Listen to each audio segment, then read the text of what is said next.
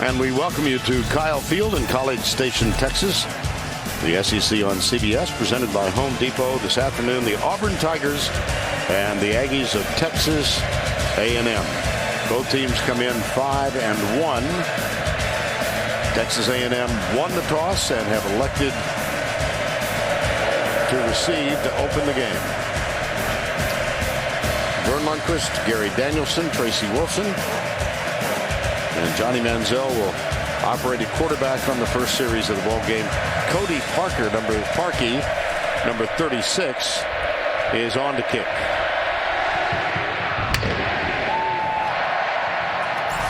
This is Trey Williams, number 3, going left to the opening kickoff. Breaks a tackle, breaks another, and a fine return out across the 30-yard line.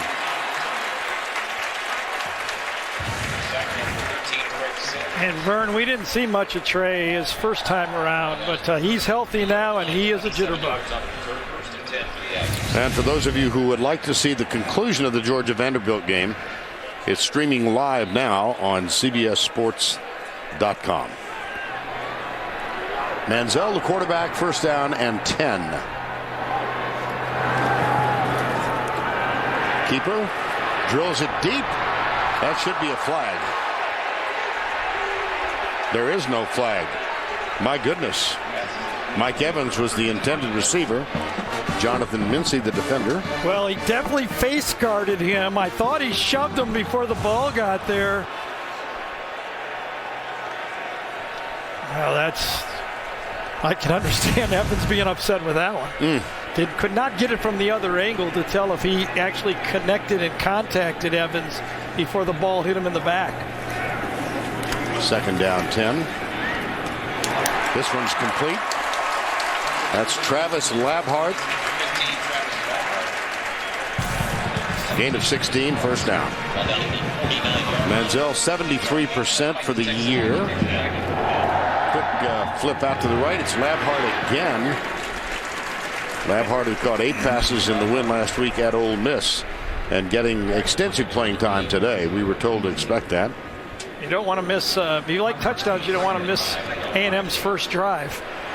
They have scored a touchdown on their opening drive of each of the last 4 games.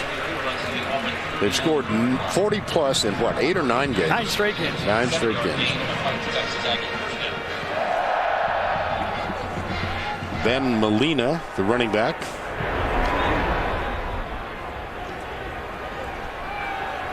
And a final score of Vanderbilt comes from behind. 31-27, that injury-depleted Georgia team. But this time they had a 27-14 lead. Controversial 4th down and 4 call against Georgia. Here's Manziel.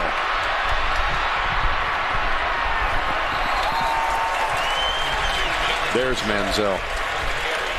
And that's exactly what everybody says. Johnny Manziel, you've got, 2 ways he beats you.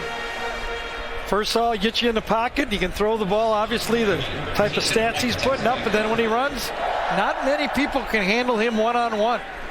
Maybe nobody one-on-one. Auburn brings 5, and this is Evans circling inside, looking for a block. Touchdown, A&M.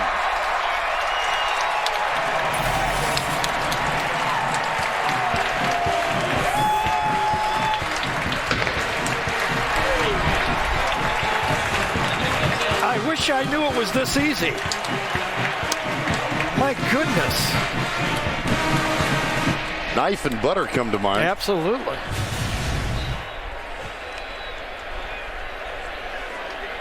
Josh Lambo is on to attempt the extra point.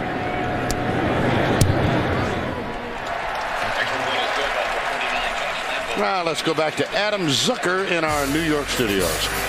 Thank you, Vern. The final moments from the first game of our doubleheader. Georgia's Aaron Murray going for it all, down 4 here as time expires. It is intercepted by Vandy's Javon Marshall, shy of the 20-yard line. Chris Conley of Georgia down in pain on the play as Vandy pulls it off 31-27. Vern and Gary, back to you. All right, Adam, 7-0 here. A&M made it look easy. 1:41 off the clock. Well, that time Auburn decided to send one guy, and that really changed the numbers. They had the perfect screen on. They bring the linebacker. Once he breaks it, you've got those linemen out in front of you. No chance. Could have ran a 4.40 after that because there was no Auburn player that had a chance to make this tackle. Jarvis Harrison, number 51, was looking for somebody to block, couldn't find anybody. You know what, that last play that we saw right there for Georgia is, you know, you lose a game like that, they're, as you said, injury depleted. I think I saw Chris Connolly holding his knee after that last play. Would that be something? 3 big-time receivers out with a knee, and of course, without Gurley.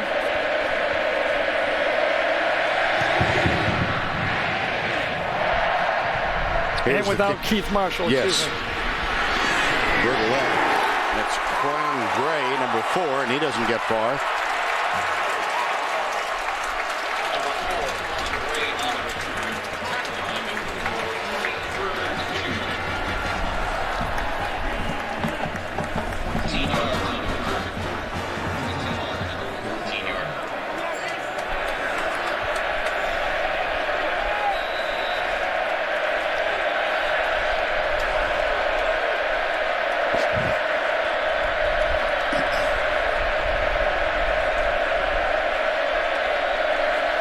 We welcome all of you to Kyle Field and College Station. This is Auburn's first play from offense. Nick Marshall tosses it back to Tre Mason. It is already 7-0. The Aggies got the opening kickoff. Took them 1 minute and 41 seconds. And the touchdown came from Johnny Manziel to Mike Evans, a combination that has been lethal for opponents this year, 26 yards out. And now Auburn has the ball with a second down. That's Mason again. And Gary, take us through the touchdown. Wide receiver screen, a couple scrambles, a couple completions by A&M on the opening drive. The big wide receiver Evans comes inside, caught Auburn in a blitz. Nobody there to make a tackle. Now 3rd down and 4. Nick Marshall, who sat out last week's game with a knee injury, is back at quarterback in his first year at Auburn. Like Zach Mettenberger, he began his career at Georgia. Here's Marshall. He's as much of a running threat as he is passing. And that's very close to a first down. Yes, it was. SEC West standings. Alabama trailed by LSU, A&M, Auburn, each with 1 defeat. Ole Miss, Mississippi State, and Arkansas rounded out. And how important is this? This is really the game plan for Auburn. They must control the ball. That was a first down on that scramble that time by Nick Marshall. Big play. They cannot give it back to Manziel that quick. Marshall.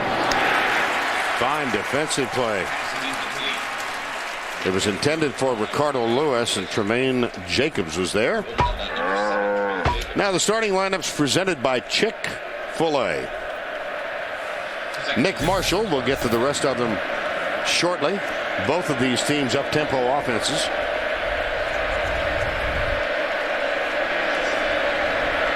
And here's Marshall. C.J. Uzomah, his tight end, well, up-tempo at times. Jay Cross, the fullback, was in motion. Pass complete out of the left side, right side. Sammy Coates, number 18. And let's introduce you to the remainder of the Auburn offense. Robinson, Kozan, Dismuke, Slade. Avery Young is getting to start today. They left the normal starter, Patrick Miller, back in Auburn. Violation of team rules. You see the rest of them, Prosh, Mason, Uzomah, and down the list. 1st and 10. Corey Grant is the running back. The wheel route open for a touchdown. And you know that's the way this was dialed. They were looking for big plays. It was a problem that A&M had against Missouri. Watch the wheel route come right out here, wide open. No one covers the wheel. Watch this. Wide open for a touchdown. Forgets to cover them, and that's the type of play that A&M has been giving up. Those big plays dialed correctly by Gus Malzahn, not seen by the quarterback. A little shovel pass over to the left side. This is Corey Grant. Foot race. Down by Devontae Harris, number 1. Well, you can't find a big play on the passing game. You find a big play on the running game. Great block by Proch, number 35 that time. Got him to the corner, and the running game, as Vern tried to tell you, both teams like to go up tempo. Different styles, one with the run, one with the pass. There's a broken tackle for the Aggies. This is Tre Mason, and Auburn is countering with an opening offensive thrust of its own. Well, that's the real question in this game. Can either defense stop the offense in this football game? Auburn, as you said, like to go up tempo, but in this game might go a little slower. This is Mason again. This time he is stopped middle of that defense, and Howard Matthews, number 31, came up from strong safety to make the tackle. And the Verizon Red Zone stats for Auburn: 23 trips, 15 touchdowns, just 2 percentage points above the national average. 2nd down 8. Really playing man-to-man on the bottom, shifting the zone to the top side of the field.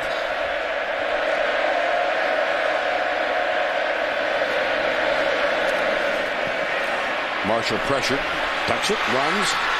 Man. Touchdown Auburn, my gracious. Johnny Manziel playing for both teams here today. Did that not look familiar? What a great drive, a great answer for Auburn. Nick Marshall takes his team right down the field. They did try to go to Coates on the play, was taken away, and Marshall does his impersonation of what a spread quarterback needs to do in that situation. Well, great answer for Auburn. The Aggies have and they're going for 2. How about this? They may shift back and kick Gotcha. it. Okay. Auburn. Cody Parkey, yeah, there we go.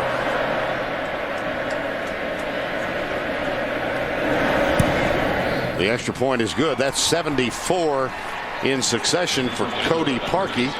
But Nick Marshall running and throwing. He sure did, and he did it the way you have to, controlling the ball and making small first downs first, and then big plays later. Gus Malzahn, exactly what he wanted.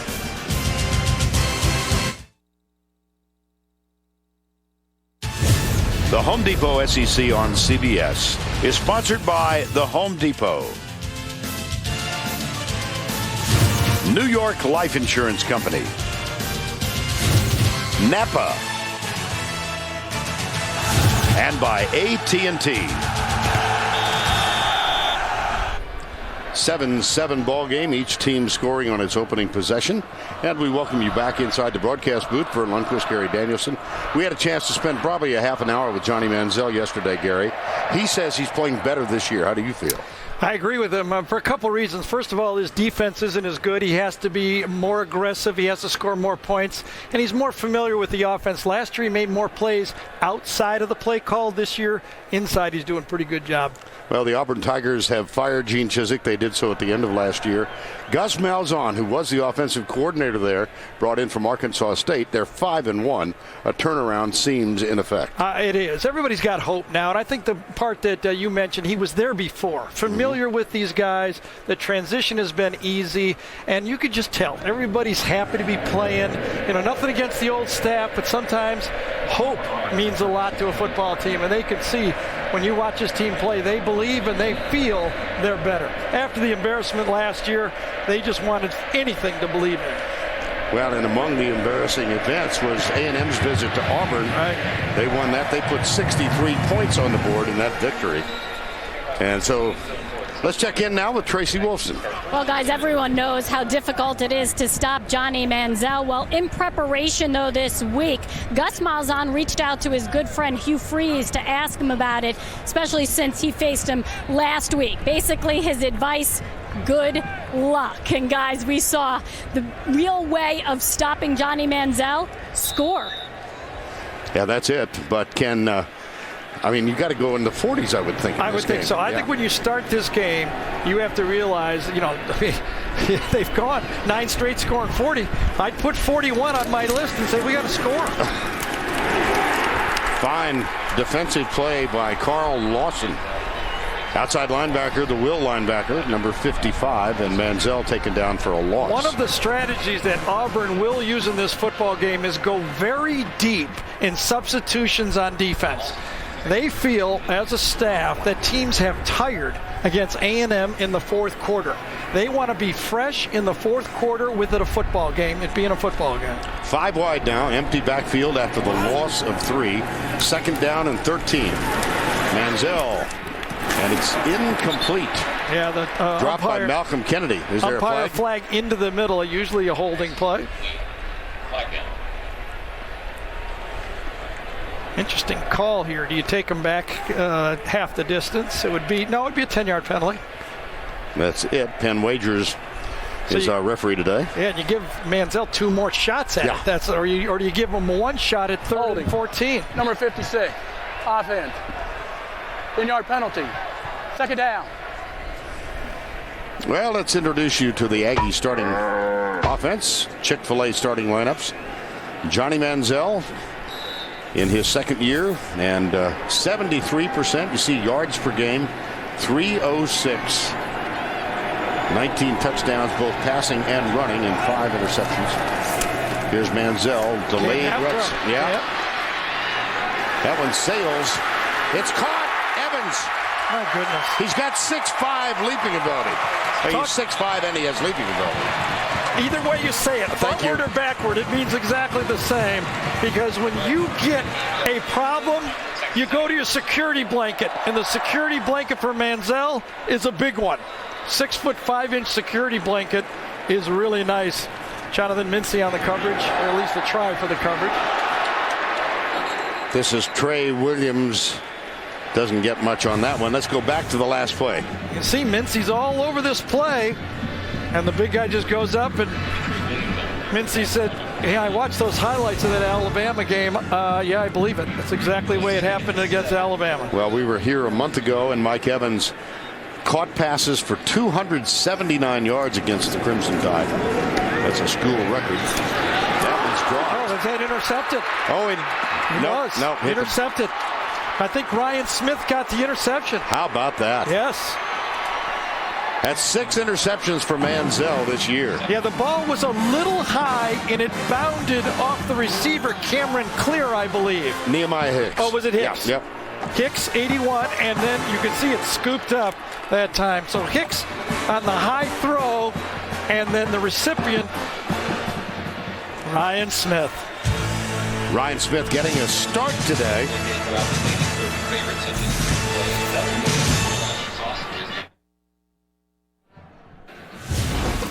Well, we invite you to join us tomorrow at 12 noon. JB and the gang, including Dan Marino, Shannon Sharp, getting set for the NFL Today presented by Southwest Airlines. And then a doubleheader on CBS. New England at the Jets. The lead game early. Houston at Kansas City. The lead game late. And a new starting quarterback for the Houston Texans making his first start ever. Case Keenum. Actually dressing for the first time ever. How about that? And you see there's coach at the University of Houston, Kevin Sumlin, now the head coach here. And the whole A&M staff, Jake Spavital connected with him at Houston also. Everybody excited for Case. Reverse. Ricardo Lewis, number 5, has a lane down the near sideline. And another huge gain on the ground. Now, you had to wonder, what would Gus Malzahn come up with to try to get this A&M defense that struggles so much against the run? I mean, gaining 5 yards against A&M is almost like a bad play this year. Now they're yielding 201 yards per game, the Aggies, that is, on the ground. And, of course, Auburn, that's its strength. Yes. Whoa. Threw him right off. Sammy Coates. Devontae Harris was the first one there. Yeah, a little bit of a hitch route. That's nothing. 5 yards, okay, make the tackle. Just shakes him right off. Now, that's a matchup you have to worry about now. With that established, if you're the defensive coordinator, Mark Snyder, you're going, I don't like that. I got to put somebody on his nose and a safety over the top. This is Tre Mason. And let's introduce you to the Aggie defense. It's a very young group, that must be said. Stansbury Golden, he's a freshman. Julian Obioa, who is a sophomore out of New Orleans. Leader, even though he's only a sophomore, and you see the rest of the crowd. They will play the nickel. Mason. Marshall. Pressured to his right, chased by Tony Hurd. That's incomplete. That's going to be a flag. Yep, sure is. Tremaine Jacobs is going to be called here. Well, you can see it to the outside. Lewis shields the player and coming right around with his arms before he had a chance for the ball to get there. It's going to be called. Defense. Ball will be placed at the spot of the foul. First down. Vern, just to amplify as we look at this play one more time, the ease at which teams are having running the ball against Texas A&M. 65% of the rush attempts are gaining at least 5 yards this year. Wow. That's almost 7 out of 10. Between 6 and 7 out of 10. How about that? That's tough to have good defense. First and goal. Brandon Fultz, number 11, bottom of the screen. Marshall gobbles it. Yep. Picks it up. Manages to make something positive out of it.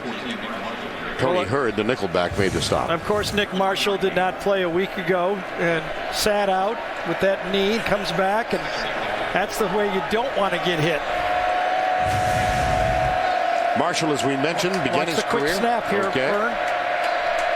At the University of Georgia, he was defensive back there. They fake it, goes right, missed tackle again. This is Corey Grant. He stopped at the 9. I think it was Gavin Stansbury, number 72, that really blew this play up to begin with. Staying with the play and then pushes it wide and makes the tackle to the outside. Way to stay at home defense. You got to follow your rules and do your job first.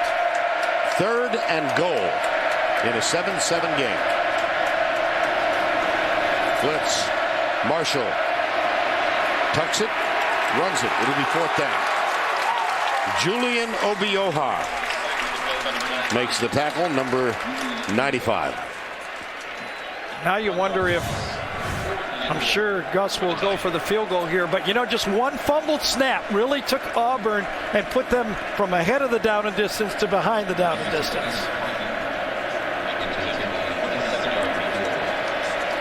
This will be it. That was that fumbled snap. Right.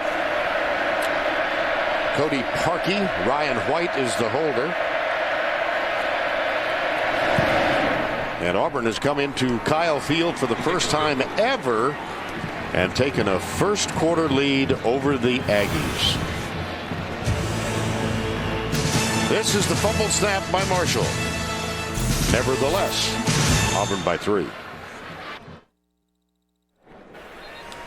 See more of today's game with the All-22 camera angle exclusively on CBSSports.com. Watch all the action live now at CBSSports.com/SEC. Really a beautiful afternoon here in mid-October. Cold front blew through here this morning. We all stepped outside the hotel and went, whoa. Well, I walked out for coffee early and I said, oh, I did not bring enough. I thought we were, I'm used to that SEC every week. You got your sunglasses, basically. Well, it's about 30 degrees cooler than it was when we were here for the Alabama.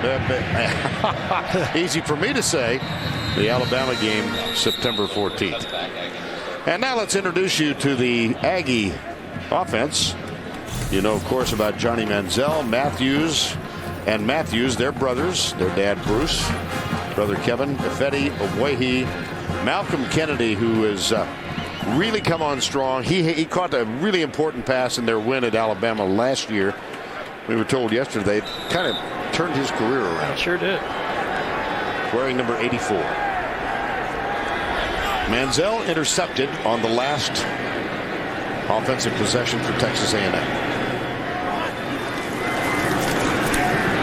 Comes right. Evans again.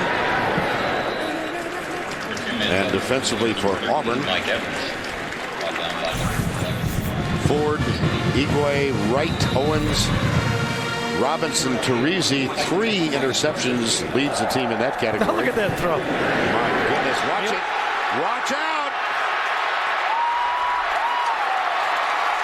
Mike Evans, touchdown A&M. 64 yards. Chris Davis did not realize where his help was inside from Jermaine Whitehead. He's got to stay out wide. He got hooked and maybe held a bit of it. And then once that happened, Evans is gone. But I think the quick throw, talked about Manziel's throw, off balance and sidearm, kind of surprised the Auburn defense and got it there so quickly the play worked. Another look at this 64-yard pass and catch. Malcolm Kennedy had a good block on this play. Here's the guy that needs to stay out wide on the play. You got to force it. Watch the sidearm throw. Zoom, sidearm throw. Gets to the outside, and once Evans gets to the outside, it's gone. Watch his quickness. See, that's everything you're not supposed to do, except it produces touchdowns. 64 yards. Manziel, Evans. Familiar names in this offense.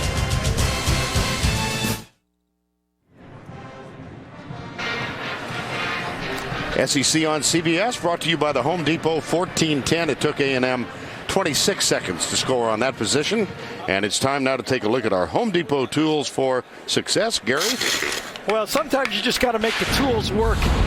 Watch Johnny, great tools here, but he does everything wrong here. First of all, let's watch his throw.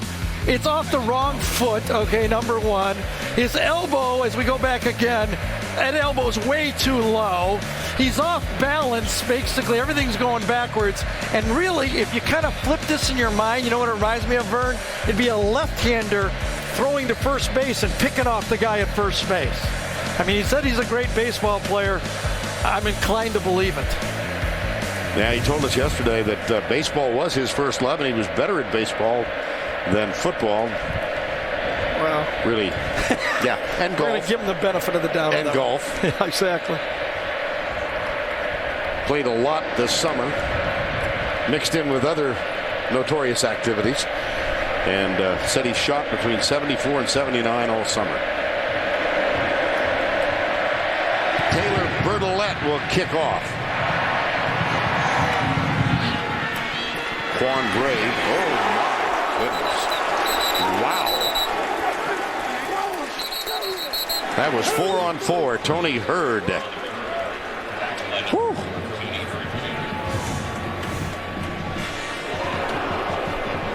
And here's the replay of the tackle.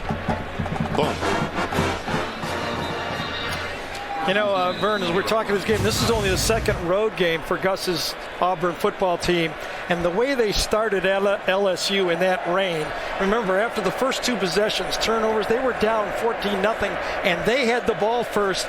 They had 8 first-half possessions in that football game, 4 punts, 2 fumbles, an interception, and they lost it on downs. So they're still feeling pretty good about themselves right now. Absolutely, yes. That's Tre Mason, number 21. And the tackle made by Stephen Jenkins, number 8. Well, we did mention that this is the first time Auburn has ever played at College Station. They faced A&M twice in Dallas, once way back, early part of the last century. And then they had the game in Auburn last year. So Aggies have won all 3. Marshall across the middle, deep, nice. Ricardo Lewis, number 5. That was a nice pluck by Lewis, and you know, Nick Marshall is really comfortable finding time in the pocket and being patient. But right now, Auburn is saying, you know what, this A&M defense is vulnerable. We feel good. We feel we can score just like they are. Marshall keeps this one. It comes out. Aggies have got it. Stephen Jenkins, number 8.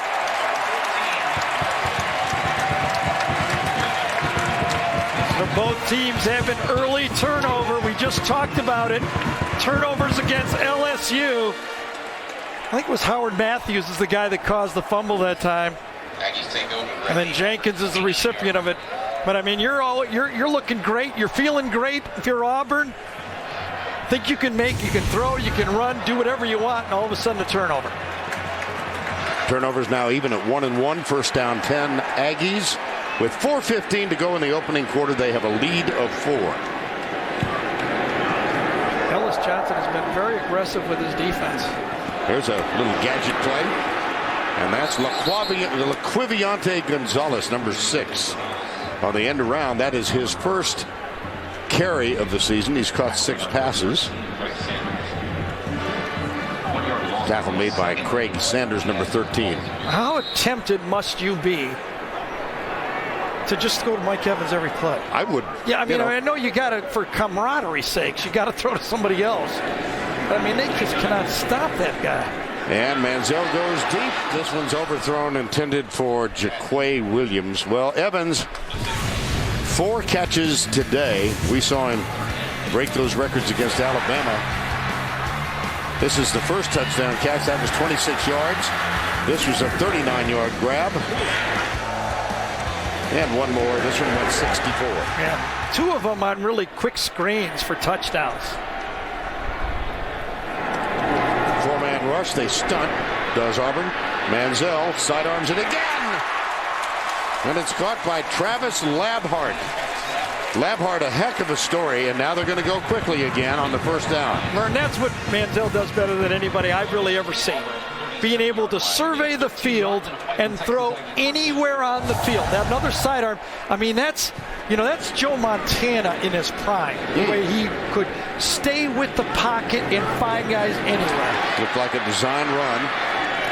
Manziel up the middle.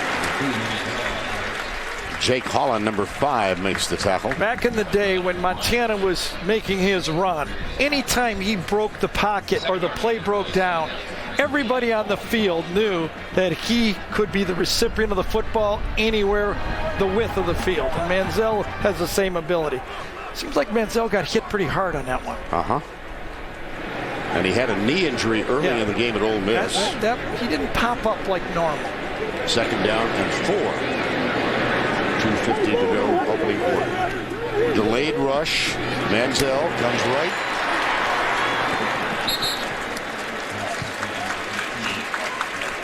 That's Edward Pope, number 18. Yeah, very interesting here. Wonder if something's wrong with Mike Evans because we have not seen him much.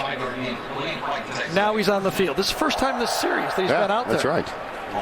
First down 10. Aggies, they lead it 14-10.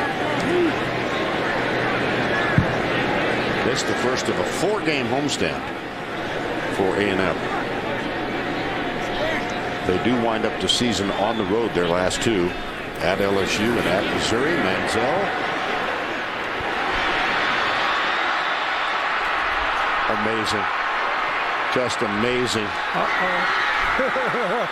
Is it picked off? Yes, it is. Ryan White, number 19. That's when I said, uh-oh. You could see Ryan White had it scoped all the way. John Manziel scrambling, shifty. Nobody tackles him. And then he gets greedy. Tries to make a touchdown play out of a play where he should have been happy with the first down throw. And Ryan White says, scramble all you want. When you throw it 40 yards downfield, I got a chance for it. And White stayed home. That is the second interception that Manziel has thrown, and there is a player down in the end zone. And while they tend to him, we will step aside.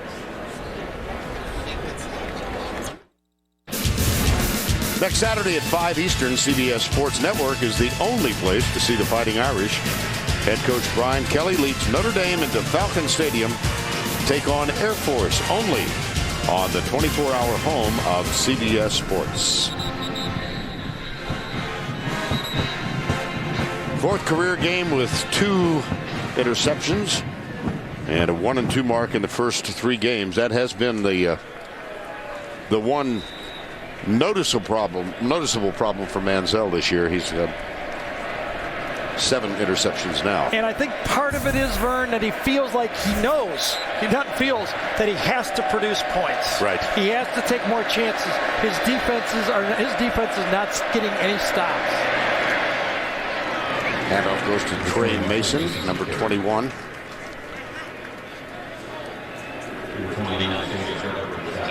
Gus Malzahn spent last year at Arkansas State. He had served the previous 3 years with Gene Chizik as the offensive coordinator.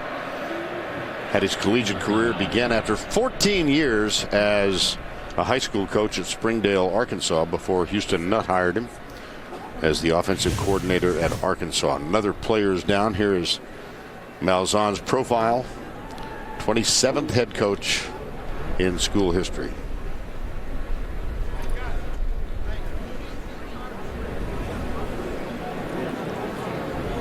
Alonzo Williams, defensive lineman, the injured player for the Aggies. Time called. Back after this.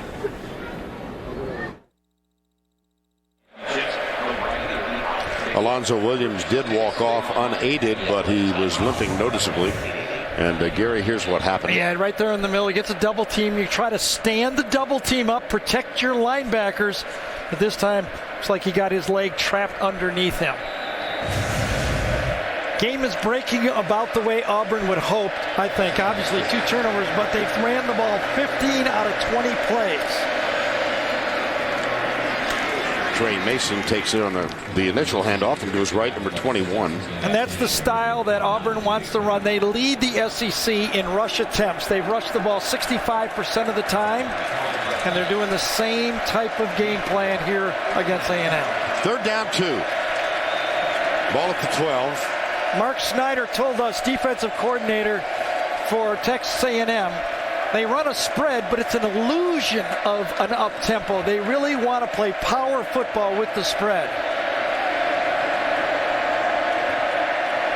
Play action on 3rd and 2. Got him again. Yes, they did. Jay Prosch, the tight end who caught his first touchdown pass in his career last week. Out of the backfield, that's a huge game. He's really half tight end, half H-back, half offensive guard with a 35 number on him. They had the wheel route once already. They get the wheel route again, and Jay Prosch, the poor guy, I mean, he's 4'8", transfer from the University of Illinois, and he says, I'm just taking as far as I can go. Yeah, that's it. Fuel tank emptied there. Here's Marshall again. Had him again? Yes.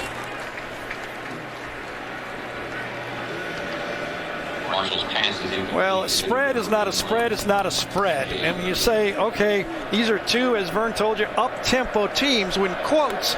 But you can see Auburn was 61 plays a game.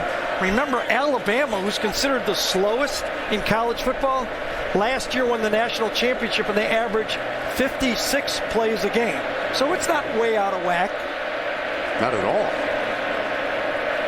2nd and 10, 30 seconds to go, first quarter. Timeout, Auburn.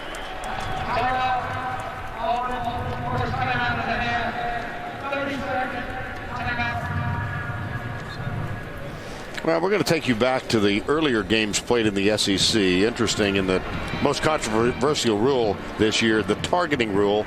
And Gary, take us through this. We had 3 targeting penalties called in previous games. Right. Early, Ray Drew, really the most valuable defensive lineman for Georgia out of that game. And then South Carolina had a real tough one there. And the first play of the game, Cody Riggs, safety. Imagine this. I mean, this is not even down to the 14-minute mark. Gets thrown out of the game. So key players getting thrown out of the play. Marcus, Riggs, and Drew. And late in the Georgia game, there was another call where the ejection was actually overturned. That was a huge play in the game. Vern talked about it earlier, but it would have been on 4th and 4, Georgia's ball with a 13-point lead. And in all 3 cases where the targeting rule was enforced, the teams lost. 14-10, 30 seconds. It's 2nd down and 10 at the 32. Marshall tucks it, keeps it, cuts inside. Nice move. Caught from behind, but a great run. Floyd Ravens Sr. made the tackle. Mark Schneider, the defensive coordinator for Texas A&M, said, you know, they run the same offense as Ole Miss, the team we faced a week ago, so we're ready for it. In fact, we had a bye to get ready for it. But Ole Miss, we wanted to force the quarterback, Bo Wallace, to run. We don't want that guy, number 14, running at all. We have reached the end of one. And the long trek for both teams to the south end of Kyle Field. That's the end of the first quarter. The score 14-10. Aggies will return to College Station after this message and a word from your local station.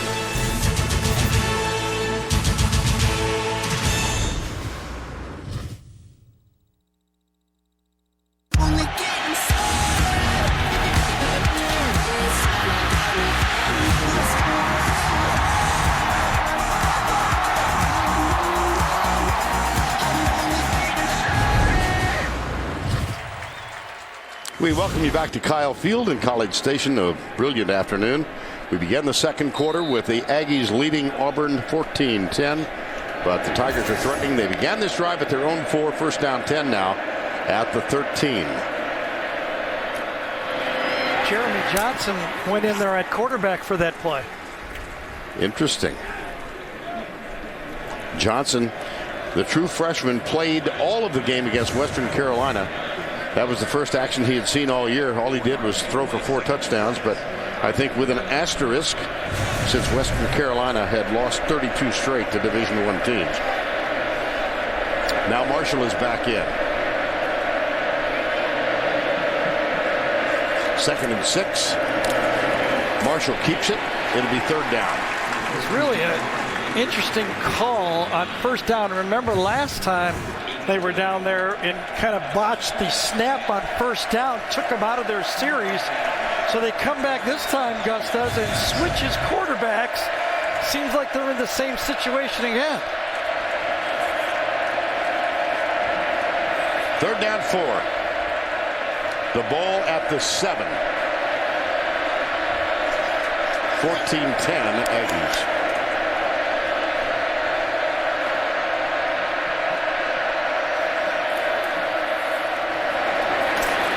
Corey Grant, and it'll be 4th down. That's going to be real close. I think it'll be close. Yeah, You're right. It's short. I believe it is short. Number 20, Grant. Now, what do you do? If you're Gus Malzahn here right now, you know, I mean, it's going to be a high-scoring game. You're down 4. It's very close. I really agree with this, I have to say. You got to play the long game on this one. You got to figure it's going to be in the 40s. 4th and 1. Tre Mason is the running back. Blitz. Mason. Oh, look at that. What balance. It was timed out so well by the blitzing linebacker. Was it Jenkins that hit it full on right there? Inside, but Mason refuses to go down, keeps his legs going, and that is an effort first down if I've ever seen one. I thought he was going to be stopped clearly short of the play, ran right through the tackle, and makes the first down. First down goal, Auburn with a chance to reclaim the lead. They hand it off to Mason. Did he cross the plane? Marshall thinks so, but it's short. Gavin Stansbury with the tackle.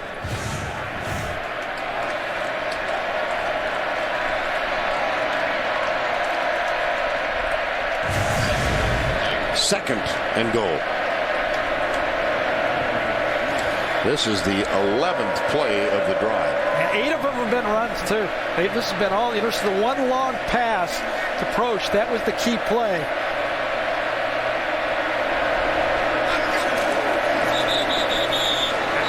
Was whistled dead. Mason scoots in, but that whistle came before the snap. Ball start, 62. Offense, 5-yard penalty. Chad Slade, the right guard, is the man who moved. See if he can pick it out. He'll be right over here. Yes, he did. Ball now at the 5-yard line. 2nd and goal.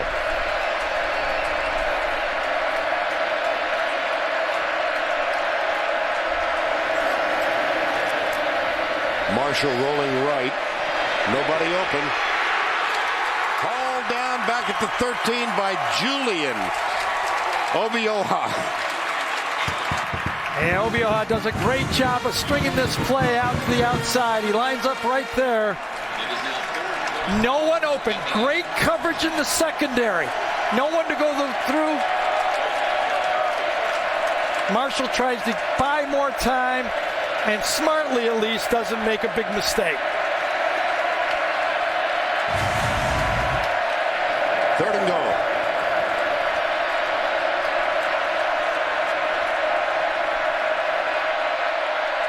Delayed rush. Marshall in the end zone. Caught. Touchdown. Quan Bray, number 4. I'll tell you, this is a big time throw by Nick Marshall here. He is going to his left, and he makes about a 30-yard throw on a rope. Watch this throw. On a rope, full speed. Look at that ball flung into the end zone. Big time play. Cody Parkey on for the extra point as the Tigers of Auburn reclaim the lead. Big play in this drive. The extra point is up and through. 56-yard pass to the fullback. 96 yards, 12 plays. And yes, see Mark Snyder with a headache already. Started, I mean, this was the 4th down key play. Obviously a long drive, but Tre Mason saved the day. And then after the sack, a gun to the end zone to the outside. Mason didn't, what a play by Mason to keep it alive, and Nick Marshall pours it in.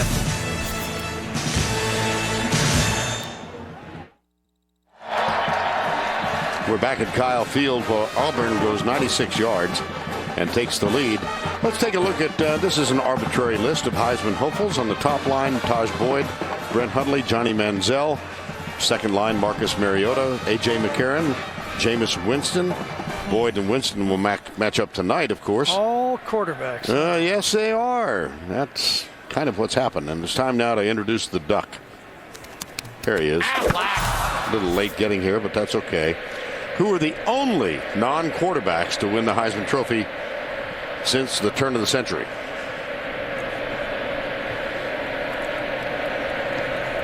Auburn ready to kick off.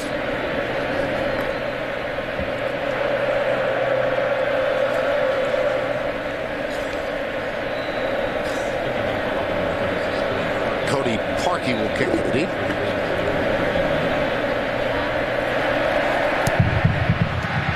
Williams and Molina are deep, but doesn't matter. Neither of these guys will be able to return it. That's going to be a touchback. Well, we expected offense, Gary, and I think you know, if you like the run game, this has been interesting. You know, I think the interesting thing here, Vern, is a spread is not a spread is not a spread. There's different versions of it. What Oregon runs, or Ohio State runs, or Texas A&M runs, or Auburn runs, all have their own style. I mean, both teams are happy. Manziel's throwing for all his yards. Auburn's running for all their yards. Different ways to spread the field and move the ball. Manziel has thrown 2 interceptions. There's a little pass to Molina out of the backfield. Now let's go back to the studio. Adam Zucker for a Ford update. All right, thanks, Vern. Another top 10 team in trouble at home. The number 4 Ohio State Buckeyes. Watching Iowa's Jake Rudock go to Cavante Martin Manley at 17-10 Hawkeyes. Nation's longest winning streak on the line. All right, Adam, thank you. 2nd down and 4 here. Molina is not going to get the first down. Tackle made by Ben Bradley, number 50. One of the things I've noticed in watching these spread offenses is how much better the defenses have gotten at substituting. I'm getting right. I mean, the Auburn players are on that field substituting almost before the whistle is blown. 3rd and 4. Manziel takes off.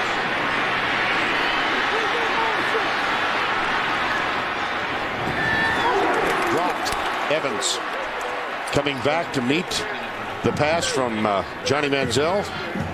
Chris Davis was defending that one, number 11. Yeah, let's give credit to this Auburn defensive line, though. They had 6 sacks in their game against Ole Miss a couple of weeks ago. They are pressuring Manziel. This is at least, what, the 4th time in this game he's had to come out of the initial pass, scramble around, and try to make a play.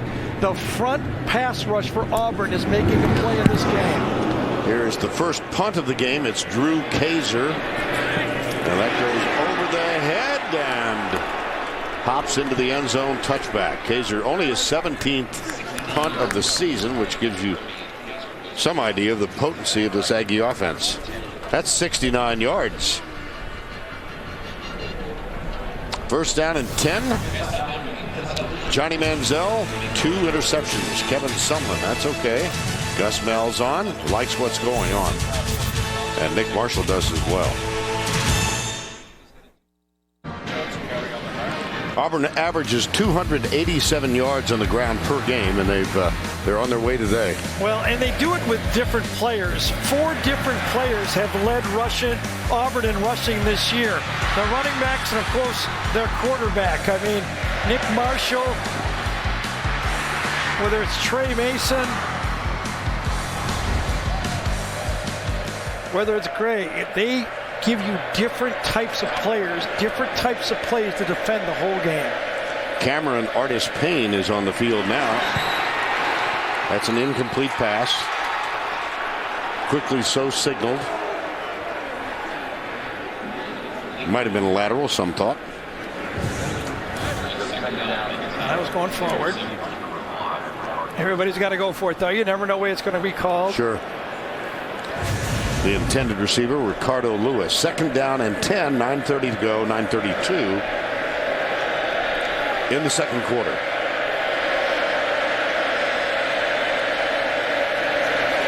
Marshall fires it behind his receiver. It's incomplete. Intended for Tony Stevens, number 8. Third down and 10. Auburn leads by 3. They have yet to punt. And it's, not only just running, we didn't look at the running game, but, the completions have been big completions in this game for Auburn. Marshall is 5 of 10 for 114. 4-man Aggie rush. Marshall takes off. Hit and dropped at the 27-yard line by Darian Claiborne, a true freshman middle linebacker. Well, give that secondary some credit, because this time Marshall looked downfield, nothing was there, tried to get it on the first down, and Claiborne makes the tackle. It's like, in this game, it's like breaking serve in tennis. I mean, that's a big victory to get them to go out there and punt. Stephen Clark is on to punt. He's only punted 24 times this year. More significantly, only 2 have been returned. 2 of 24. Devontae Harris is deep. That will be returned, but not for a lot. Good ball security. Had a little jawboning going back and forth. 40-yard punt, 43 make it, and 2 on the return. 8:37 to go. First down and 10. Aggies have the ball back. Home of the 12th man. No one respects tradition and history quite like the Aggies. Johnny Manziel about to retake the field. 2 touchdowns, 2 interceptions today. He's got really amazing vision, doesn't he? He really does. And most quarterbacks, obviously, when you're in the pocket, you can survey the whole field from sideline to sideline. But what Johnny Manziel does, and when he gets dangerous, is when he scrambles, most guys only have about a quarter of the field to throw to, the side they scramble. Manziel turns and looks all the way back and attacks the whole field on the scramble. That's what makes him dangerous for the defense, and that's what makes him dangerous for throwing and making mistakes for the offense, too. Mike Matthews is the center. His brother Jake out at left tackle of the football-playing Matthews family. Oh, dear. Malcolm Kennedy was popped. See, that's where the players are getting confused, though. See, those plays sometimes are called defenseless receiver, and sometimes they're not. See, on this situation, player catches the ball, catches it. I mean, I've seen about 3 of those that have been called today, and that one wasn't. Kennedy does get the little bubble screen out on the left side. Take another look at the hit. Robinson Teresi. Right, turns, takes a step, and it was a clean play. I mean, there's no doubt that Teresi has a clean play there, but that's how fine a line it is for the defensive backs and why they're going to go low. Tre Williams, not a big guy, strong and sturdy, 5'8", 195, and that's a gain of 16. Well, some people are saying that Tre Williams is Barry Sanders-ish. I mean, he really has some get up and moves. Look at the type he can do for Williams. You mean like that? Wow. Ever since the second half of that Arkansas game, when they ran the ball 29 times, threw it just 8, the running backs for A&M have become a weapon for this offense. And they use 4 of them. They've got Trey Carson in the lineup now, number 21. Manziel gives it to him. Carson to the 21-yard line. Tackle made by Chris Davis, number 11 for Auburn. Well, one of the things that the Auburn pass rush, I think, has forced the hand for A&M to say, okay, you're coming at our quarterback, let's try something different. First down and 10. This is Travis Labhart. Mentioned that he had quite a story. He's on full scholarship. He tried to walk on here to the A&M basketball team.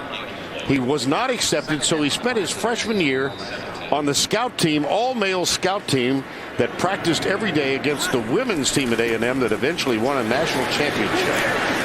Not a common way to get onto the field. Carson again, number 21. Big third down here. 3rd and 4. And if you're Ellis Johnson, the defensive coordinator for Auburn, what are they going to do? I mean, they could do anything here. Quarterback run, hand off to the tailback, or a quick pass to the slot.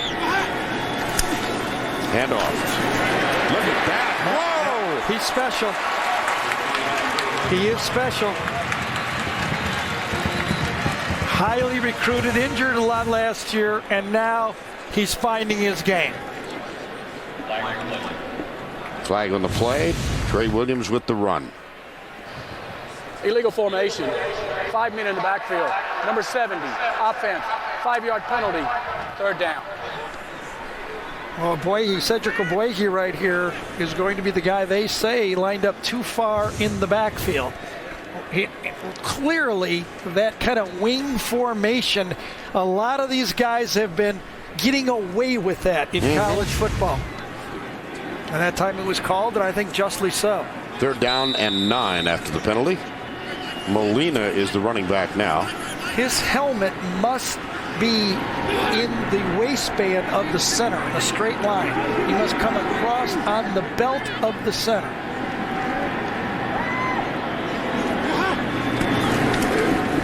Manziel. Good protection, but nobody open. He'll tuck it, he'll run it. He's out of bounds at the 19. And it's going to be 4th down. So 3 big mistakes for A&M.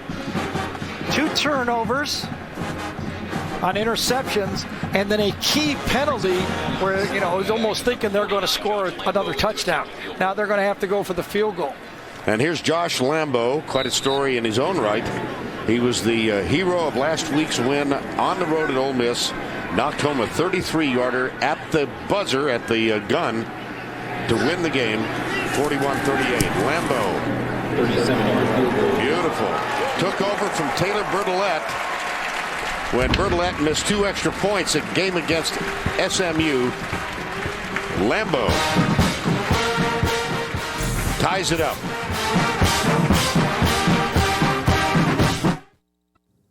Adam Zucker in New York. Coming up on the Geico Halftime Report, Spencer, Brian, and I will get you caught up on all of today's action, including Vandy's win over Georgia. Jerron Seymour, a 13-yard touchdown as the Commodores score 17 straight in the 4th quarter. Now back to Auburn and A&M. All right, Adam, thank you. 17 all here, 5:38 to go in the first half. And another sellout crowd. Listed capacity here. As you looked at that high shot of the field, can you believe they're going to make it bigger? Yes, they are. I mean, you take a look at that big, huge shot of the stadium, and they're going to expand.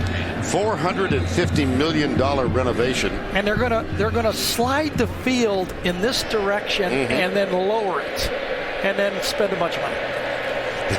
Yes. And the construction, major part of the construction, they've already done some early work, but the major part of the construction will begin as soon as the last home game is played here, and the new stadium expected to be ready for the start of the 2015 season. Kyle Field, constructed in the 20s, expanded as most are over the years, and the listed capacity now at 82,000.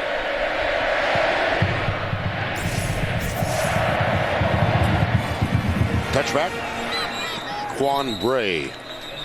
And it's time to answer the Aflac trivia question. We'll get the duck back out here. The only non-quarterbacks to win the Heisman Trophy since 2000. Reggie Bush, 2005. Southern California, Alabama, 2009. Of course, Bush's trophy taken away from him. And Southern Cal still dealing with the penalties that were the result of that infraction. First and 10, 17 all, 5:38 to go. Nick Marshall. Tre Mason, number 21, out across the 30 to the 31-yard line. Mason is just exactly what this offense needs from this spread inside running game. Now, you will not see Auburn go fast here. They would love to take 5 minutes off the clock. They don't want to give the ball back to Manziel. And remember, A&M went first to this game, so Auburn could finish this half and start the next half.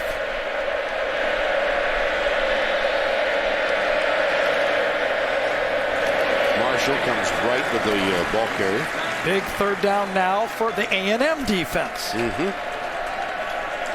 Isaiah Golden, one of the two true freshmen starting for the Aggies, made that tackle, number 99. Third down and 3 with 4:42 to go. Big part of this football game right here. Quan Bray, top of the screen. Brandon Fultz, number 11, is in the slot. Sweep, right side, nothing. Ricardo Lewis, fourth down. Tried to do the speed sweep to get around the A&M defense, and it was turned inside and stopped by Jenkins once it was turned back. Great defense that time. Give a little attaboy to Howard Matthews that time, number 31. He's the one that turned the play back. So Stephen Clark, whose last punt was returned, though for only a modest return, will punt away to Devontae Harris, number 1.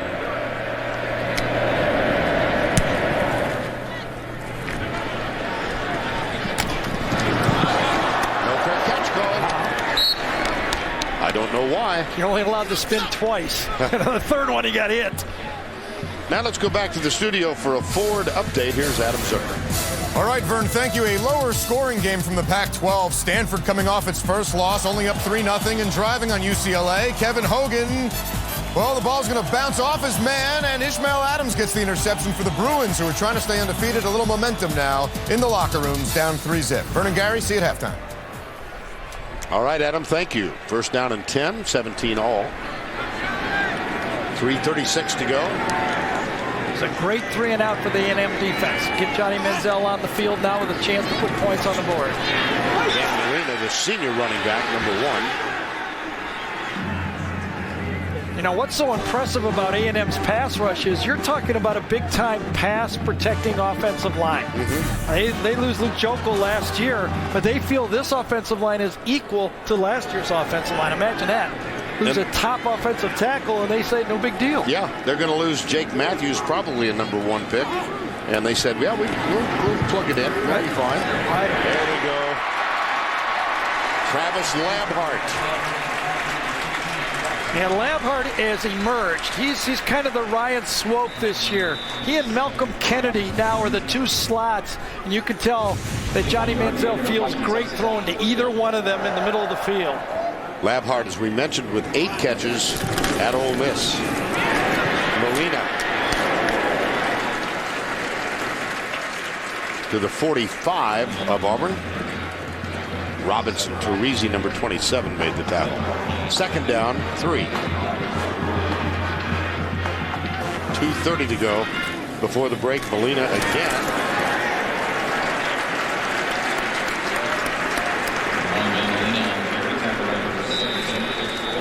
Kris Frost, middle linebacker, with the stop. Right, no hurry at all. And out goes Mike Evans again. Let's watch that.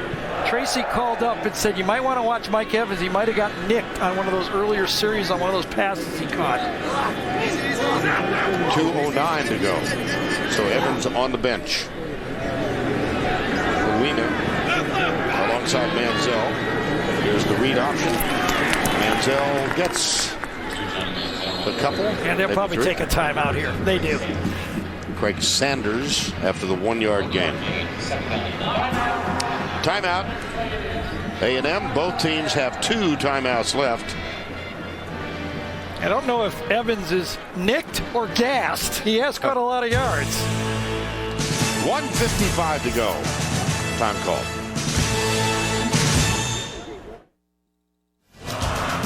$1:55 to go before halftime. We'll be going back to the New York studios for the Geico halftime report with Adam and the gang. Let's go down to Tracy Wolfson.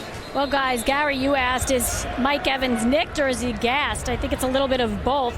He hurt that left shoulder in an earlier drive, but before that, reports are that he was dealing with some sort of cold. So I think it's a little bit of both right now, guys. All right, Trace, thank you. 2nd down and 9. Yeah, he has 140 yards receiving, and then all the routes he's running when he doesn't get the ball.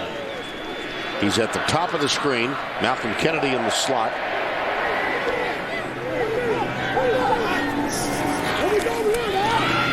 Manziel comes left, and that's incomplete.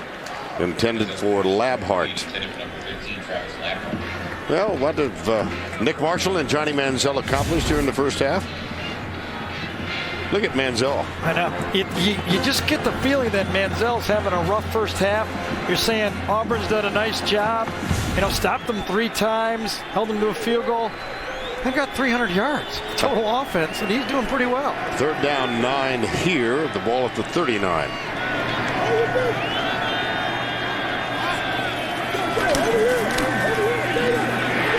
There's that rush. LaDarius Owens, number 10. Yeah, right over a pretty good football player, too. He's matched up right here with Jake Matthews. Watch that. That's how you make a name for yourself. You go up against a future #1 draft pick offensive tackle, and you take him right into the quarterback. That is a loss of 13 and brings on the punter, Drew Kaiser. Deep man is Chris Davis, number 11. Little pooch punt. And that's going to be down inside the 5. How about the 1-yard line? 51 yards. Start your Monday night with a great hour of comedy. How I Met Your Mother is now followed by 2 Broke Girls. It's all new Monday beginning at 8, 7 Central, only CBS. Looking at the clock here with this time left. What is it, a minute 13? Is that where we are right now? Minute 04, okay? Right. A&M with 2 timeouts can force a punt.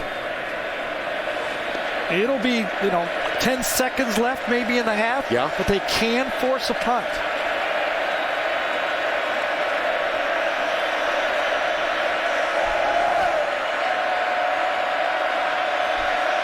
Wow, shotgun. I know it. Marshall deep left, incomplete. Yeah, good throw there. He would have had him. Sammy Coates, number 18, was the intended receiver. This is very interesting because now you see the top one-on-one coverage. 9 men in the box basically right here. Coates had him deep. Good throw would have had him. Sure. Yeah, DeShazer Everett was defending, but he had lost a yard. But this changes everything for Auburn and A&M. Now they'll get the ball back with plenty of time to score now again if they use their 2 timeouts. Again, out of the gun. Handoff up the middle. That's Cameron Artis-Payne. A flag is down. Kevin Sumlin was right next to the official calling timeout, but that was before he saw the flag, and he's going, oh, oh, oh. He'll decline that. Yep. 52 seconds to go. See, now Johnny Manziel is going, oh my God. Illegal shift on the offense. Penalty is declined. 3rd down. See, that was the risk reward on that first down pass. Now that could have been a huge play. He throw that ball nice, and Gus Malzahn is a genius. But now that they're going to have to, if they don't get a first down here, punt, Manziel's going to get the ball with 40 seconds to go. That's a lot of time. Aggies have taken the timeout. 52 seconds remaining.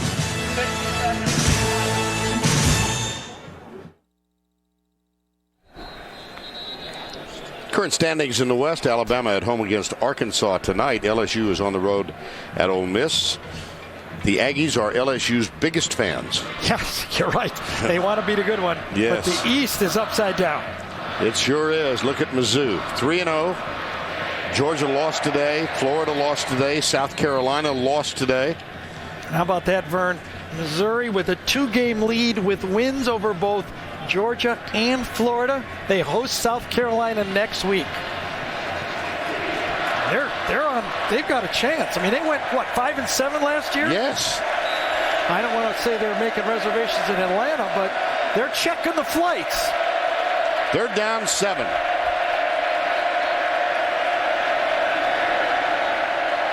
Gus Malzahn took a timeout. Did not like the look. He knows how big this play is. Auburn needs a first down badly. Malzahn and the Tigers have 1 timeout remaining. Yeah, I think it's a little immaterial to him. I think right now if he get a first down, he wouldn't even mind taking a knee after he gets a first down. Now he won't, I get it, but he knows this 3rd down call. If he doesn't pick up a first down, A&M and Manziel's going to get the ball roughly 50-yard line. Well, he went for all of it on the first down play from the 1. Yeah, big risk reward there, right? Yes, absolutely. So now a huge 3rd down play. Lots of folks from Auburn here. Typically on the road, they don't get the best seats. Now, real interesting play call here, too, because if you throw it, it's incomplete. You let A&M play with 50 seconds or 40 seconds with a timeout. 3rd and 7. Ball at the 4.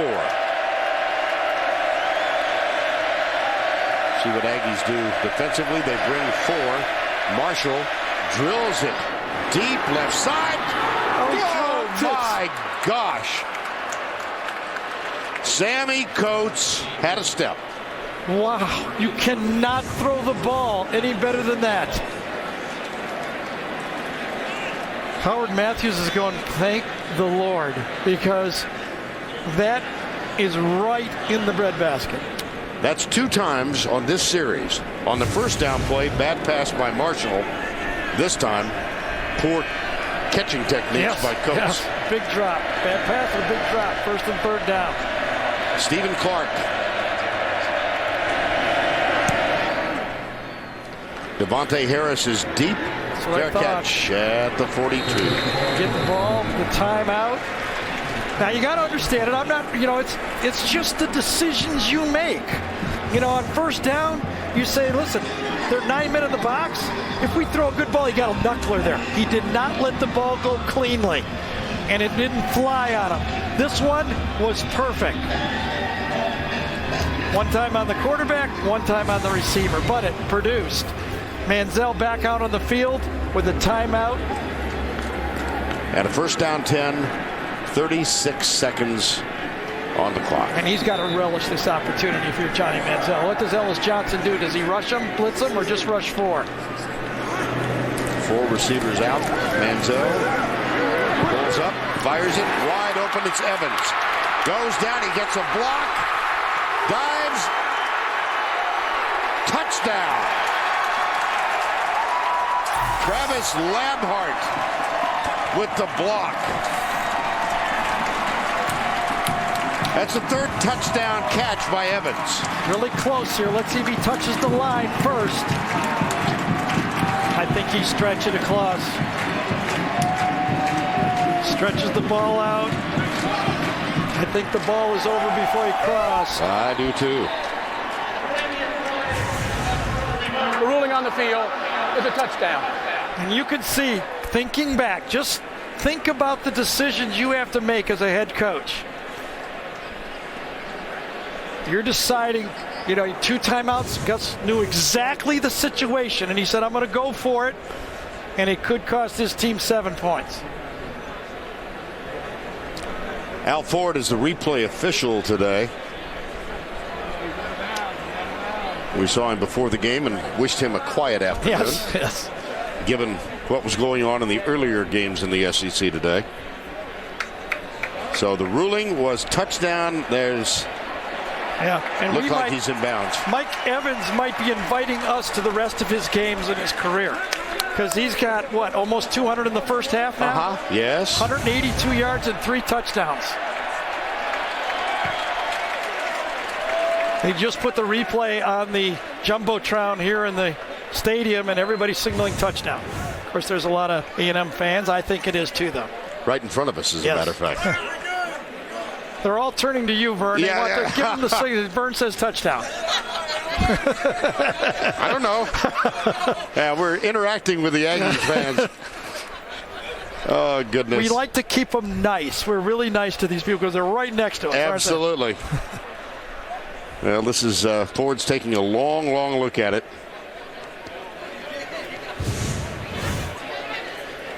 His heels kind of click the grass right here at the end, but I think he goes in the air before he touches the line.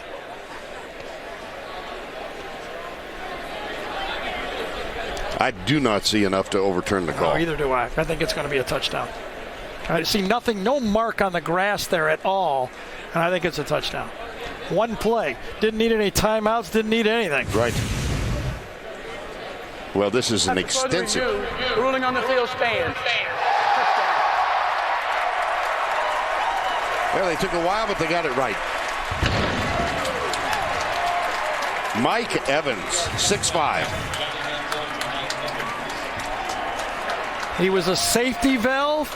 Manziel scrambles, dumped it off. It's his security blanket. Remember, that's what he said. When he scrambles, he looks for number 13. Good guy to look for. Josh Lambo on for the extra point.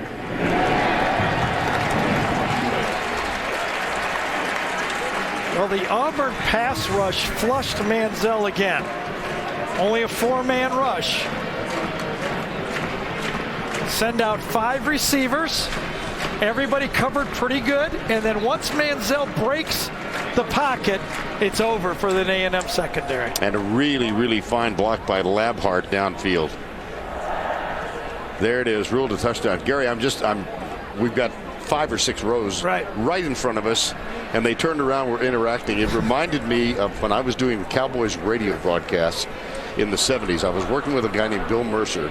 We were at the old Soldier Field, and our broadcast booth was looking directly into the sun, and it was just like this. With the fans. And all of a sudden, the guy stood up and looked at Bill, and he said, I'm just sick and tired of listening to you, and he threw a beer in his face. That's how close they are. They really are that close.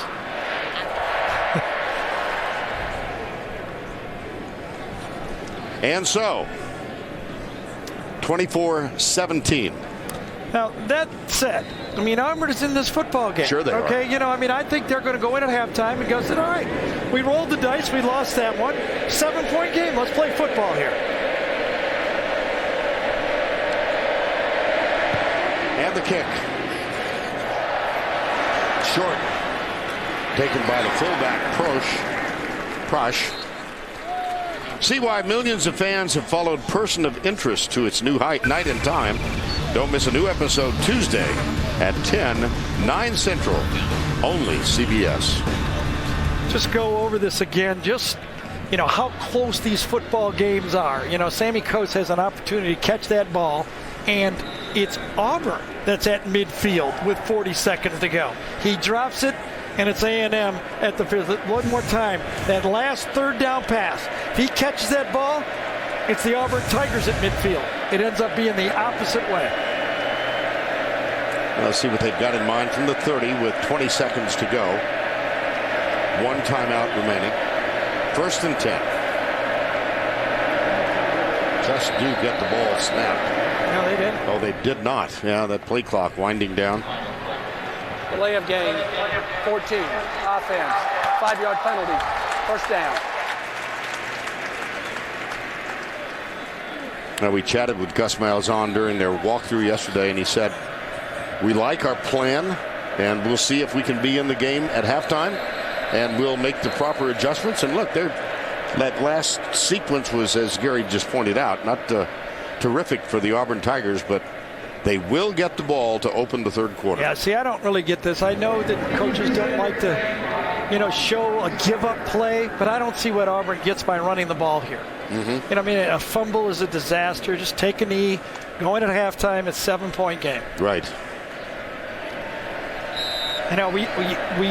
Gus Malzahn was very confident, but not as confident as Kevin Summerlin is. And it doesn't matter who he's playing. He comes across and owns the room when you walk in with Kevin. Yes, he does. Up the middle, Marshall. Let's see if they stop the clock with their final timeout. 10 seconds to go. Apparently now that's going to be it for halftime. Kevin Sumlin in his second year as the head coach at Texas A&M. Nick Marshall and the Tigers trail by 7. Very enjoyable football game. Sure is, yeah. A lot of fun. And let's go down to Tracy, who is with Gus Malzahn. Thanks, Vern. Coach, a series of plays down there that allowed A&M to get the ball back and score. Would you like to have those back right now? Well, there's no doubt. I'd like us to catch that ball right there. But, hey, that's part of it. Hey, our kids are playing hard. They're playing with a lot of guts. We need to come out here and score some points in the second half. I know you're happy where you are going into this half, but what do you need to do for the next 30 minutes to pull off the win? Well, hopefully our defense is starting to get in a rhythm right there, knowing what they're doing. Offensively, we're going to have to throw the football some, mix in the run. We get the ball coming out of the halftime, so we need to put some points on the board. Thanks a lot. Vern? All right, Tracy, thank you. Well, Gus Malzahn just referenced the drop pass. Sammy Coates had a yard on the cornerback. He sure did. I mean, Evans got it. Remember, the first pass by Marshall was a knuckleball. Last one was dropped. They paid dearly right before the half. End of the half, 24-17. Let's go to Adam Zucker in our New York studio. Looking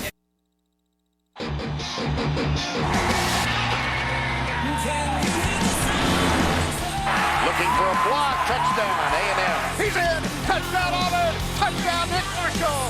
I think Ryan Smith got the interception. Intercepted at the 5-yard line by Ryan White. Sideline, 10, 5. Did he get in? Did. Touchdown!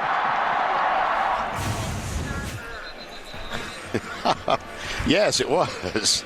They looked at it on replay. 24-17. Let's go down to Tracy moments ago with Kevin Sumlin. Coach, Auburn right in this game. You've given up 282 yards overall, 168 on the ground. How do you adjust there defensively? Well, we're trying to adjust. They lead the league in rushing for a reason. So they do a good job. We got to hang on to the ball. We turned it over a couple times, and we got to create some turnovers this half and take control of this football game. Still, though, what can you say about Mike Evans and what he's done in this first half with 3 touchdowns there? Just great effort. The guy plays like that every week. Like I said, we're not surprised with him. We just got to give him some more water and get him ready to go this half. Yeah, a little banged up. Thanks a lot, Coach. Appreciate it. It's like the Pony Express. Give him water. Yeah, exactly. 3:10 to Yuma.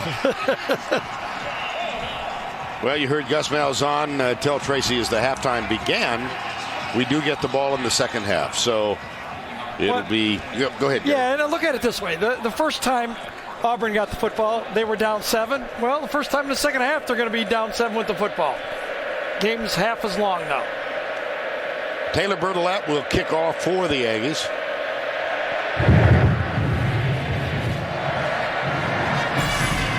Corey Grant is back to return this kick. Comes right. There's a little block. He's got some room down the right sideline. Coming back. Yeah, it sure will. Yeah. There are 2 flags down. It's just one of those dangerous things when you're going away from the goal line, when you're blocking backwards, away from where the runner's trying to score, you better be right with that block. The official will call that every time. Here's Ken Wages. Illegal block in the back during the return. Number 1, receiving team. Half the distance to the goal, first down. Again, the blocker is going away from where the runner's going, right in the back, and that's a pretty easy call. Well, we began the third 24-17. Anything surprise you in the first half? I think the turnovers, yes. Usually A&M takes good care of that football, but I think the pass rush by Auburn really mixed up this football game. So I think it's still a football game, and I agree. Gus Malzahn went for it a little bit, maybe too aggressive in my mind, but in his mind, he had an idea and he went with it. There's the first down pass to Quan Bray. Quickly out to the left side. Just remember this, Auburn at A&M, as Tracy was talking to Kevin, A&M is going to be faced with Auburn, who's outscored every opponent this year in the second half, including 21 points against LSU. At LSU. Yes. There's the run up the middle by Tre Mason. And let's take a look at halftime trends here at College Station. Johnny Manziel, not effective with the run game, but certainly with the pass. Nick Marshall, 54 rushing yards to lead Auburn. Mike Evans, 5 for 182. And Auburn with 168 yards on the ground. Mason. Darian Claiborne, number 48. Another of the true freshmen starting for this team. And with Kirby Innes out, another thing that you just want to mention, their run stopper inside. Now, he might not have been important against an Ole Miss spread-out spread where they're trying to run wide and throw, but against a running attack, Innes would have been a big part of this game plan, their big nose tackle. 2nd and 4. Marshall keeps it, cuts across the 30, and breaks Claiborne's tackle, and then is out of bounds with a first down. Stephen Jenkins gets there. Now, Kirby Ennis injured out for the year. All 4 starts this season before he went down, a senior defensive lineman. Torn ACL. First down 10, Auburn at their own 35.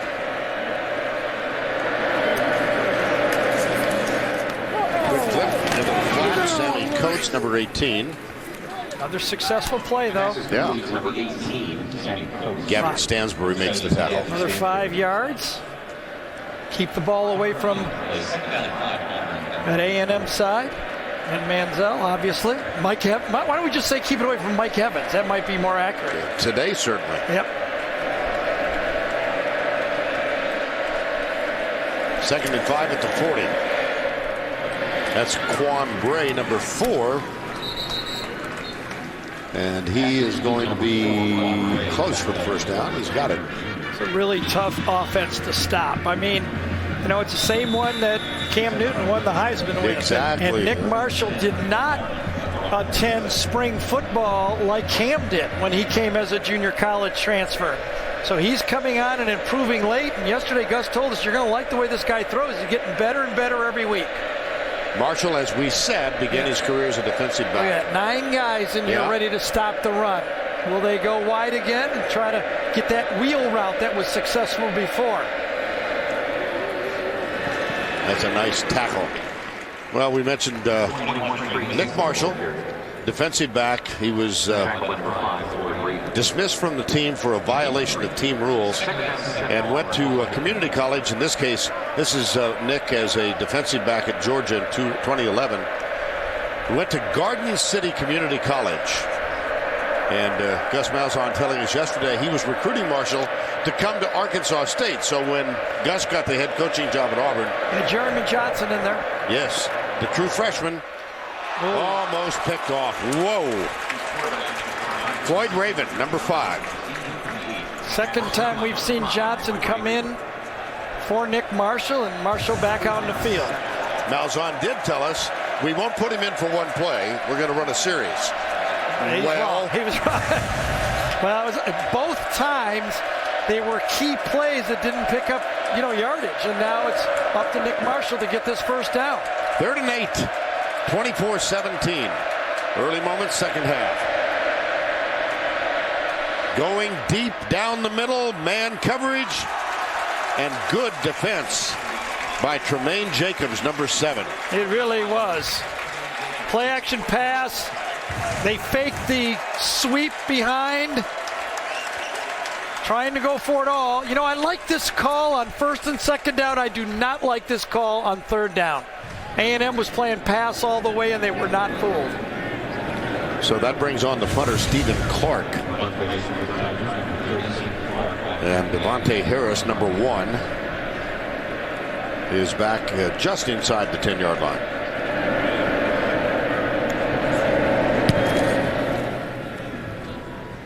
Fair catch, called for and taken at the 13-yard line. 37-yard punt, no return. Early moments, 3rd quarter. Aggies by 7.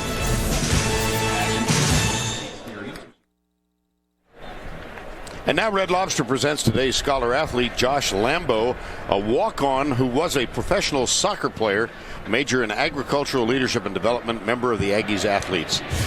And last week, a moment for a lifetime. He comes on with 3 seconds to go, knocks home the game winner from 33 yards out. Aggies win, Sockers slide, and a moment in the locker room that he will never forget. A guy who was playing professional soccer a year ago.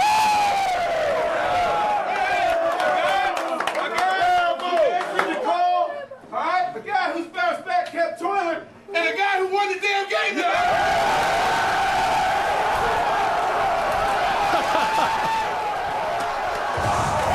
That's awesome. I miss that. I miss that more than anything right there. All the hard work that goes with it, being able to celebrate like that. That was Molina on the first down carry. Vern has not thrown water on me in 8 years. Had some great games. But we've got a few years left, I hope. We're going to celebrate one of these days. 24-17. 2nd down and 7. Ball at the 17. That's behind Travis Labhart. Now let's go back to the studio for a Liberty Mutual Insurance update. All right, Vern, the Buckeyes trying to extend the nation's longest winning streak to 19 games, and right after they got their first lead of the game, Jake Rudock to Jake Doozy, and it's a doozy for Iowa. 85 yards, their longest play from scrimmage this year. We're tied up. Back to you. How about that? Thank you, Adam. Longest win streak in NCAA football, 3rd down and 7. Manziel decides to throw it. It's incomplete. It'll be 4th down. Again, the pressure from the front 4. Ellis Johnson is not forced to blitz because of I think it was Gabe Wright, number 90. Watch this move. I think it was him. Takes on, and spin move. Beautiful. Flushes Manziel out and forces the punt. Great job. I've always thought the best way to stop these spread teams is pressure from the defensive tackle. Drew Kaiser on to punt. And Chris Davis back to return it. Takes a lateral bounce and down. 48-yard on play. Jake Spavital, who is the new quarterback coach and co-offensive coordinator, chatting with Johnny Manziel. He previously had coached Case Keenum at Houston, Brandon Whedon at Oklahoma State, Geno Smith at West Virginia. He's only 28, but he's got some experience.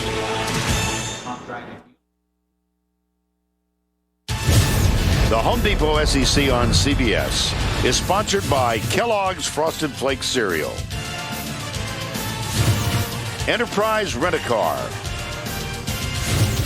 Ford, and by Bud Light. Auburn with the ball.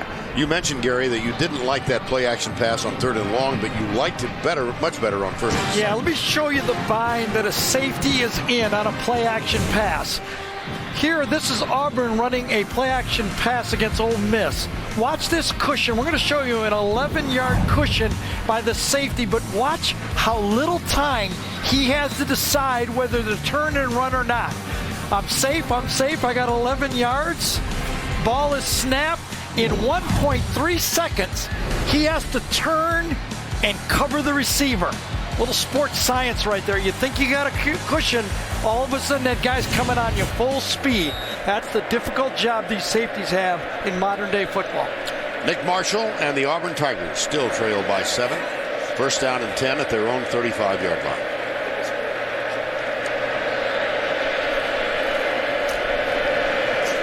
Tre Mason. It's about a 20-yard gain.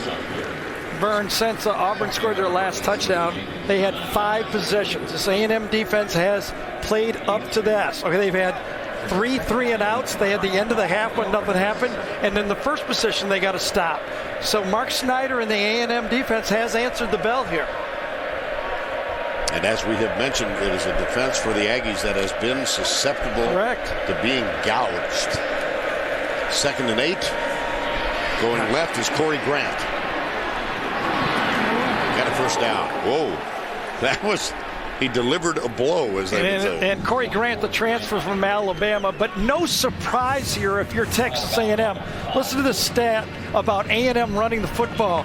When Corey Grant carries the ball, 97% of his yards have been outside the hash. There it is again, outside the hash. And Malzahn saying yesterday, he's really our home run hitter.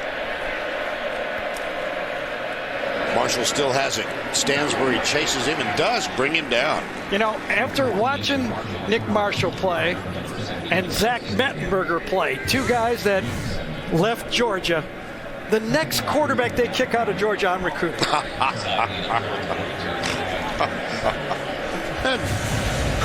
Good philosophy. And they both went to community college in Kansas. I got to go for it. Yeah, I think so. Oh, what a nice move by Mason. Yeah, he's a little bit in between. He's not an outside runner, not an inside runner, but he's got great balance, great vision, and just not follow number 35. I'll tell you, Jay Prosch does a great job. He lines up, about 1.5 feet behind the offensive tackle when they run the ball, and he becomes another blocking offensive lineman. That's a 1st down run by Mason. He's now got 17 carries for 70 yards. 8:45. When are they going to go to that wheel route again that was successful to him in the first half? Big play. Tony Hurd Jr., the nickelback. Yes. Coming off the edge to the outside right here. They go nickel. Kind of a delayed blitz. Reads it. Sees it. His man blocks the linebacker, and he goes for the quarterback. 2nd sack by the Aggie defense. I think most of you know the Aggies stand throughout the game.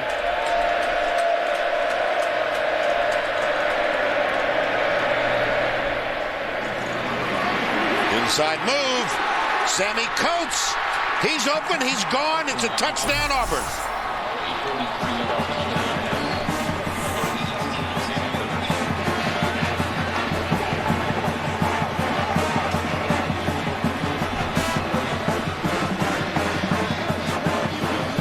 Want to see a wide receiver jailbreak screen with a little bit of deception this time. Was it Alex Kozin that got the big block, number 63? But very well designed play. Cody Parkey for the extra point. We're tied. Just watch how well this play was designed, and what do you do on defense? Half the line comes out this way, half the line goes the other way. They fake it to the wide side, A&M says, oh, they're coming to the wide side. Go the other way. Kozan gets a block, and Coach does not drop that one. Sammy Coates from 43. Quick strike Auburn. We're tied 24 all.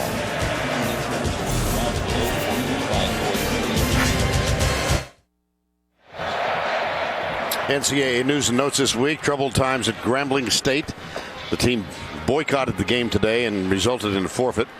The Oregon Ducks, in honor of Breast Cancer Awareness Month, will wear pink helmets tonight versus Washington State. Deep breath here, Vern. Ha Clinton Dix. I've had trouble with that name over the years. Oh, he's pouring water on me. I knew it would happen. He's been reinstated to play tonight versus Arkansas. 24 all. That's all right. I'm still Damian Swaining over here with instead of Damian Swan for Georgia. Tre Williams is one of the deep backs. Ben Molina is also back there. Parkey kicks off. Tre Williams. And Manziel will come on back. We did mention at the top of the telecast, we sat down with Johnny yesterday for about, 20 minutes or so. And Gary, you asked him, because of the tumultuous summer he had off season or off the field, if he had a mulligan, would he do anything over? And he said, no, I believe everything happens for a purpose. And then he paused. And he said, if I did change one thing, it would be I'd learn not to use social media. That'd be a good start. That's absolutely. Tre Williams, number 3. Just a little quiz for you guys up here. The booth's pretty sharp, and you, Vern. Johnny Manziel is teetering right at that 6-foot mark. You know, whether it'll be measured 6 foot for the draft or not. Right. My old buddy Drew Brees got the 6 foot, okay? Can you name the only 2 quarterbacks that were drafted in the first round under 6 foot? How far back are we going? Way back? I wrote that down. You're not good. I don't know how far back, but I only got 2 that I can remember. Williams catches the ball from Manziel. Well, I'm going way back. First round, drafted in the first round. Okay, Eddie LeBaron, no. No? You don't know? I didn't. You don't have an answer to this? Okay, since 1985. Oh my goodness. Okay. There we go. Let's play football. 3rd down, 7, tie game. 6:40 to go. Here's Manziel taking off, stumbles. Oh, he powered forward. I think he might have gotten enough to get the first down. I thought he was going to get stopped. Yes. Jermaine Whitehead, number 9, finally made the tackle. Yards have been hard to come by on the ground for Manziel today. Yeah, I think he took it for an extra 5 yards and got a push, too. That helped him with the push from behind. I think it was Mike Matthews. First down, 10, 6:14 to go. 3rd quarter.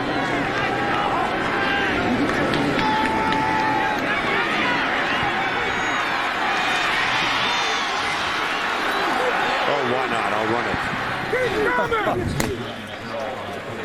And that's really where Johnny has been improving this year. He has not been getting as many negative plays when he runs the ball. I mean, he was magnificent last year running the ball. I mean, you know, he makes yards. I mean, he had 76 rushes a year ago when he won the Heisman that gained 20 or more yards. Think about that. Wow. 8 carries for 17, so very modest numbers today. Easy. Yep. Malcolm Kennedy. Yep. There's a missed tackle by Auburn. And Kennedy picks up a first down. Well, assess Johnny Manziel's day today. Well, got a little greedy. I mean, he loves the stuff he does. You know, the one sidearm pass produces a touchdown, but then he tried to do a few too many things. There's that beautiful sidearm throw, but then he tries to be Heisman Johnny. And, you know, you got to live with a little bit of that. He plays Farvish in the way he plays. That's Tre Williams on the sweep to the right. All right, I guess I'm going to be wrong here, but the only 2 I could ever remember are Michael Vick and Rex Grossman. My goodness. I thought Rex Grossman was 60. No? No? No. Okay. And a player is down. That's Gabe Wright, number 90 for Auburn. So while the medical staff tends to him, we will take a quick timeout.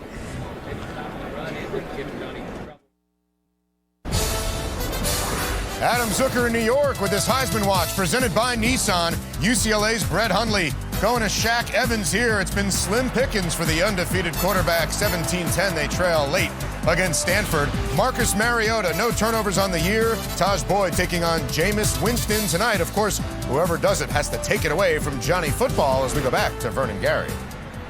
Thank you, Adam. And Johnny Football telling us yesterday that he formed a friendship with Gabe Wright, by the way, appears okay, with Marcus Mariota. Manziel committed at one point to Oregon. Here he is. Called quarterback draw again. Yes. Oh, he almost broke loose. Big run, Manziel. Yeah, they're not calling as many plays. Remember, we did the Alabama game a year ago in Tuscaloosa. They started the game with 2 quarterback draws just like that. So you can see that this game, 24-24, the pressure on, they've gone back to the well and called the running game to Manziel. Trey Carson, number 21.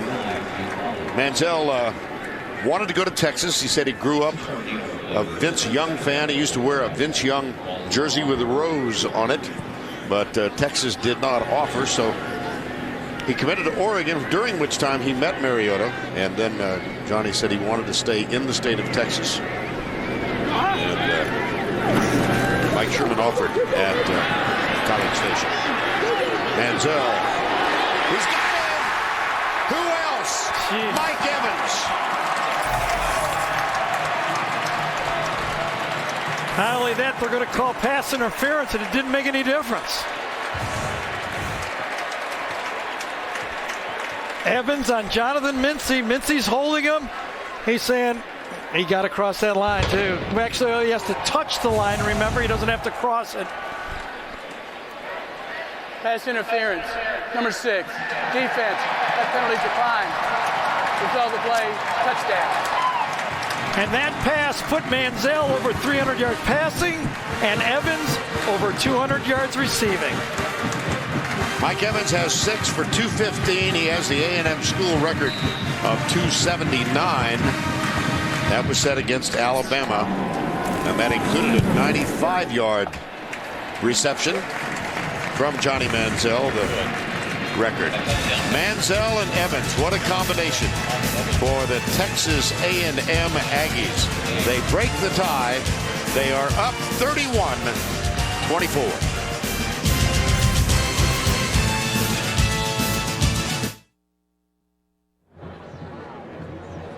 Manziel on the left, Evans to the right. What a combo. Yeah. 4 touchdown passes today. And that one was a little different. He didn't have to scramble, took his time in the pocket, and just looked for number 13. Why wouldn't you? It's like throwing a ball to Calvin Johnson in the NFL. Big Spavital sitting right there says, yeah, I think, I've been doing this a long time. Throw that ball to number 13. Good idea. Good coaching.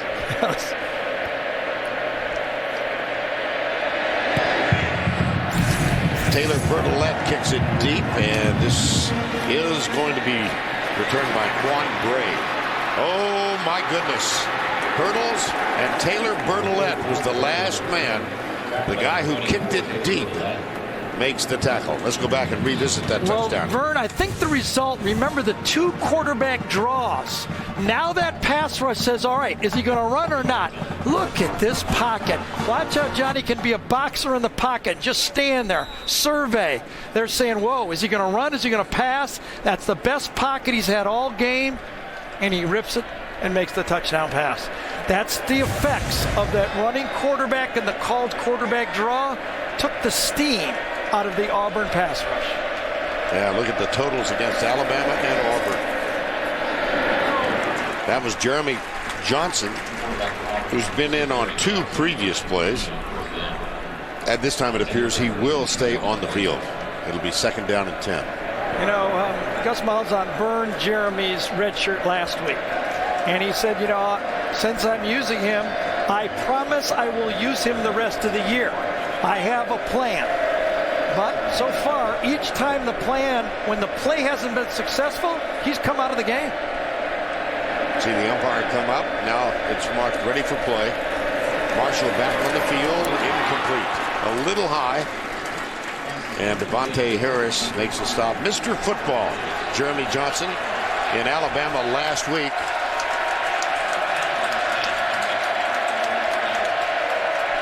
Yeah, Western Carolina just not quite. No. Tony Hewitt by that time, by the way, number 4, ran underneath that slant pass and caused a high throw. 3rd and 10.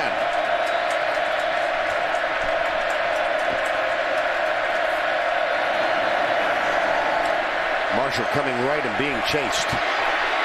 Does get rid of it. It's incomplete. Almost deflected. Yeah. Yes.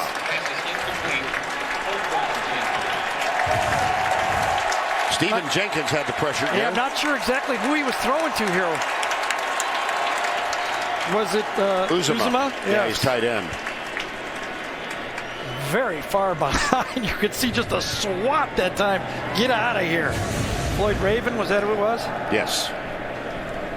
So Stephen Clark is on to punt on 4th down and 10. Devontae Harris is the deep man.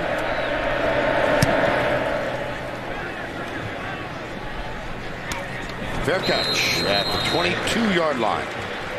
Now let's go back to the studio for a Liberty Mutual Insurance update. Here's Adam Zucker. All right, Vern, Johnny Manziel, not the only one who's tough to bring down. Carlos Hyde with the Buckeyes tied at 24. Iowa thinks they've got him. No, and even if he has to go backwards, he gets in the end zone. Buckeyes on top 31-24, trying to win their 19th straight. Back to you, Vern and Gary. All right, Adam, thank you. We've got a 31-24 score here. And Manziel has his team back on offense. Another quarterback draw. Yes. This time stopped. That was Nosa Igwe, number 94.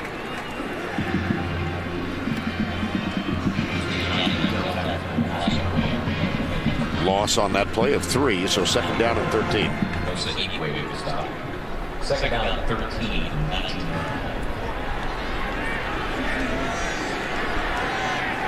Mike Evans, top of the screen.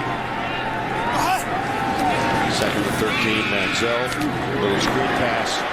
Trey Carson, whoa, he's got a lot of room. Now he's got even more.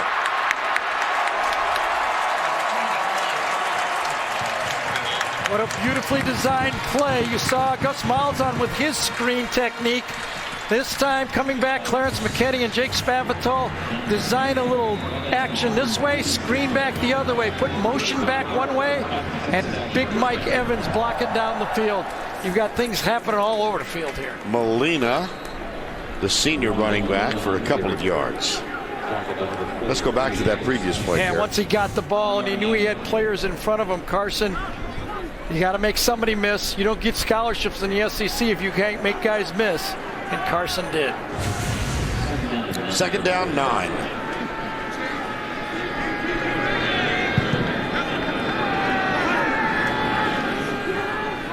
Another quarterback draw.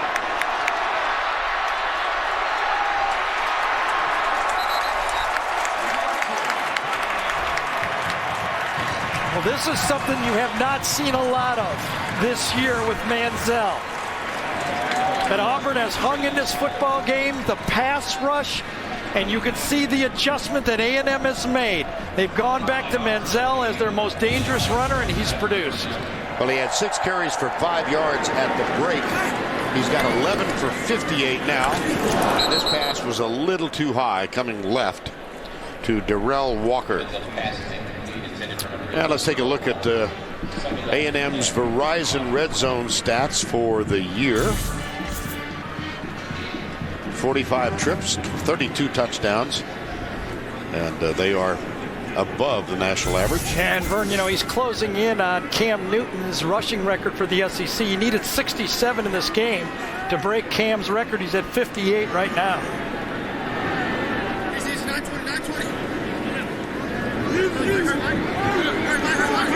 Ironic he's going to do it against Auburn if he does it. Well, yeah, how ironic. This is Darrell Walker to the 11-yard line. Chris Davis makes the tackle. Again, after the quarterback draw, no pass rush. Standing back there, bouncing, tapping the ball, and then coming to about his fourth receiver. The pass rush has been neutralized by the running quarterback or the quarterback draw in this case. 3rd down and 1 at the 11. Tre Carson is the running back. He gets the handoff, bangs over left guard. Not so sure. Line judge out to mark the ball just short of the 10. Yeah, he's going to signaling 4th down. Yep. Now, what is Kevin Sumlin going to dial up here? He's going to bring in Josh Lambo.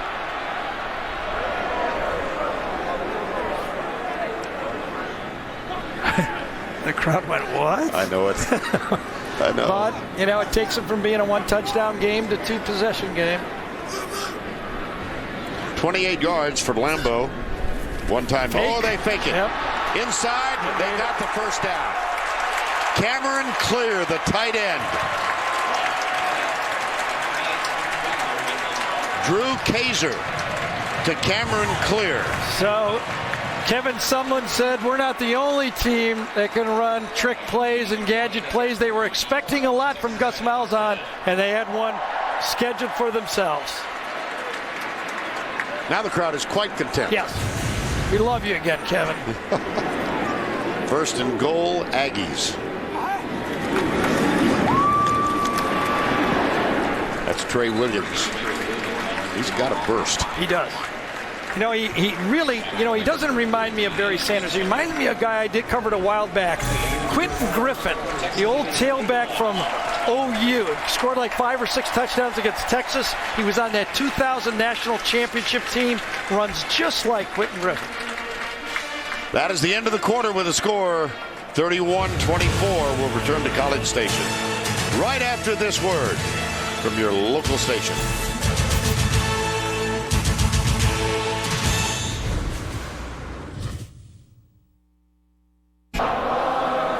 Here's one of the traditions at Kyle Field. This place will sway.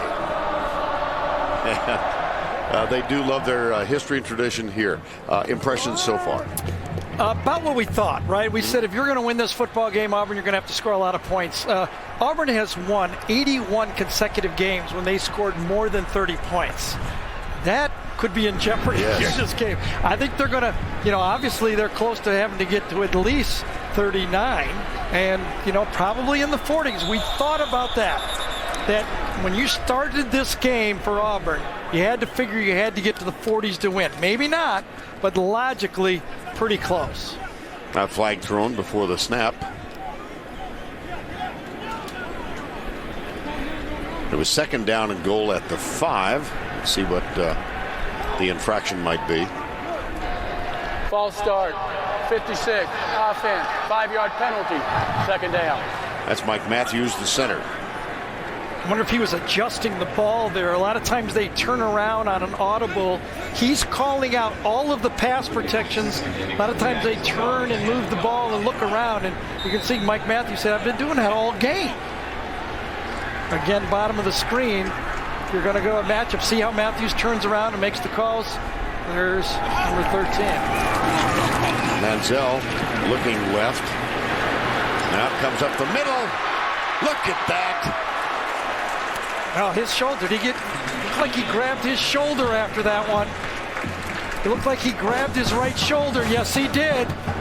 You know, this is one of the things. You start having some of those runs where you start getting those extra 5 yards, and that time he got driven into the ground, and he's hurt. I think it's his right shoulder he got landed on. Owens drove him right into the ground.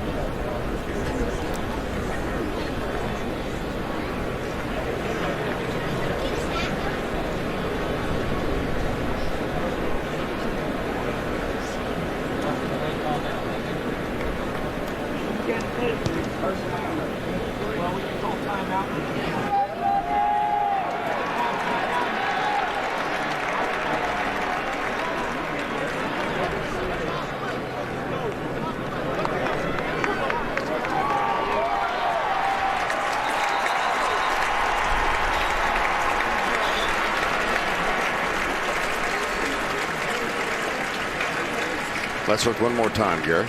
Well, last week, remember, there was a gasp when he hurt his knee. Right. This time, it's his throwing shoulder. He tries to take on the last defender, gets driven into the ground. That's when you pop those clavicles or separate your right throwing shoulder. Matt Jokel is on in relief. Play action. Jokel. Diving try incomplete. That was for Nehemiah Hicks, the backup tight end. 4th and goal. Huge stop, a huge penalty on first down. Really changed it. That's what forced the run and the pass, and then the scramble by Johnny Manziel. And of course, backup quarterback comes in and tries to put it. That's a big stop in this football game. So Lambeau is on to attempt the field goal. This from 20 yards. Effectively an extra point, except it's going to count for 3. And the lead is now 10 for the Aggies. Early moments. And Manziel on the bench. Yep. Got one guy giving a thumbs up there to the right, but that mean take the towels down or what? See? Yeah.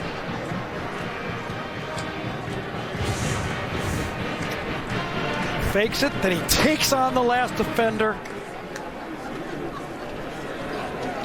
His arm was dead the minute he got up there, and then he just said, I'm going to fall down and wait for help.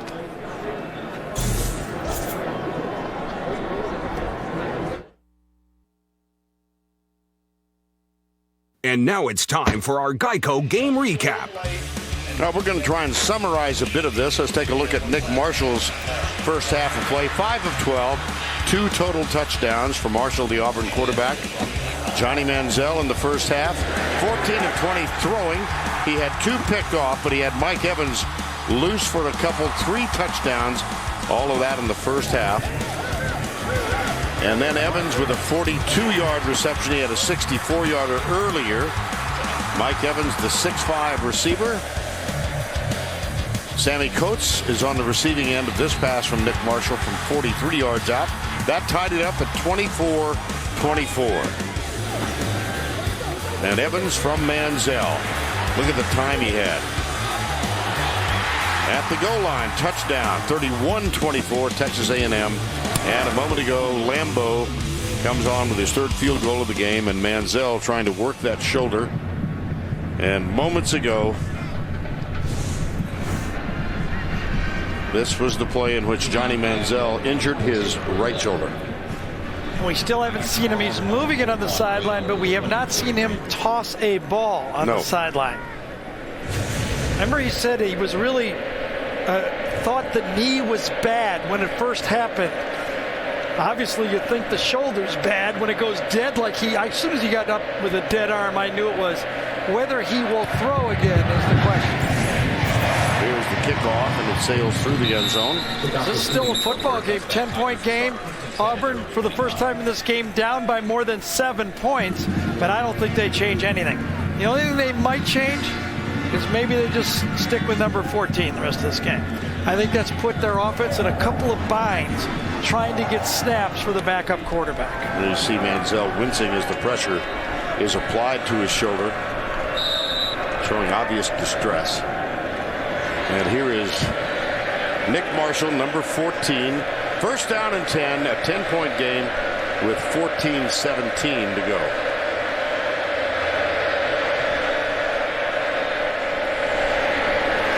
Tre Mason up the middle.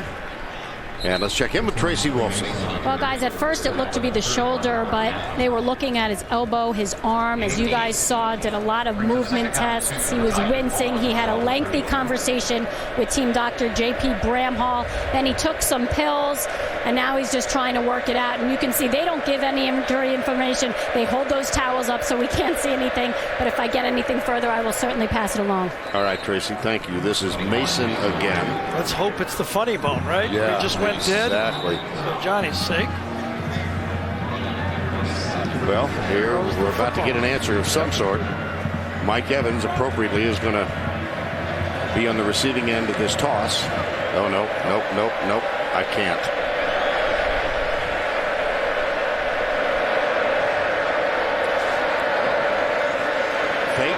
Marshall keeps. Cut down from behind. This is going to be a gut check now for this A&M football team as Johnny Manziel has exited the locker room. Tries it. Oh, nope, that ain't happening. So now it's the backup quarterback. 10-point game. And you know Auburn believes they can move the ball. Marshall in the spread. Left side man wide open. Caught his Sammy Coates, who dropped one at the end of the first half, makes this over-the-shoulder grab. Yeah, it beat it their best defensive back, too. DeShazer Everett, that time, had to have been a hitch and go. Everett does not get beat like that. Had to be a double move. Did not have my eyes on it, but Everett gambling that much for a veteran player, kind of surprising. 32-yard gain, a first down Auburn. They trail by 10.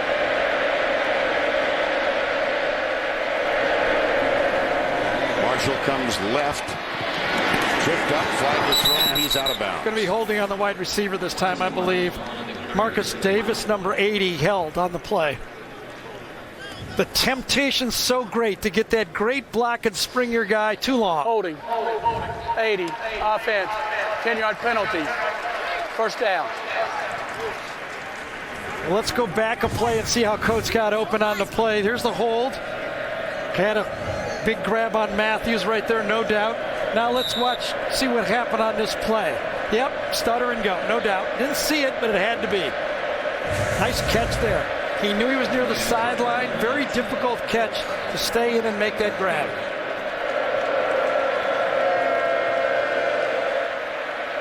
First down and 19. Cameron Artis Payne, number 44, is the running back. Marshall gives it to him. Nice move to the right. Back to the left. Gang tackled as he gets down near the 15-yard line. 17-yard gain. Remember when I said Corey Grant gained 97% of his yards outside the hash?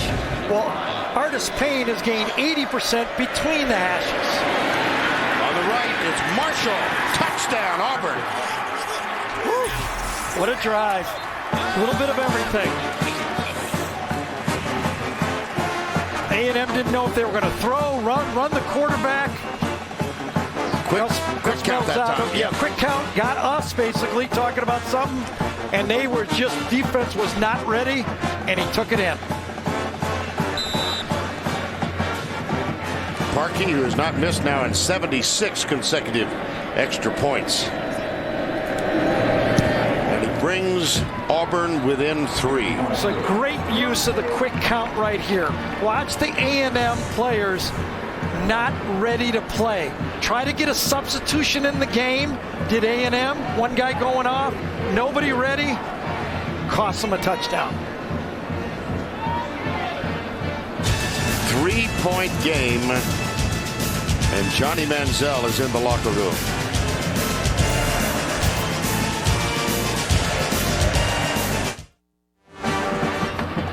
Let's go back to the most significant play of the day for the Aggies. Johnny Manziel injured on this play. Well, he tried to lower his shoulder. Remember, he had that first down when he got the extra 5 yards, tried to do it again.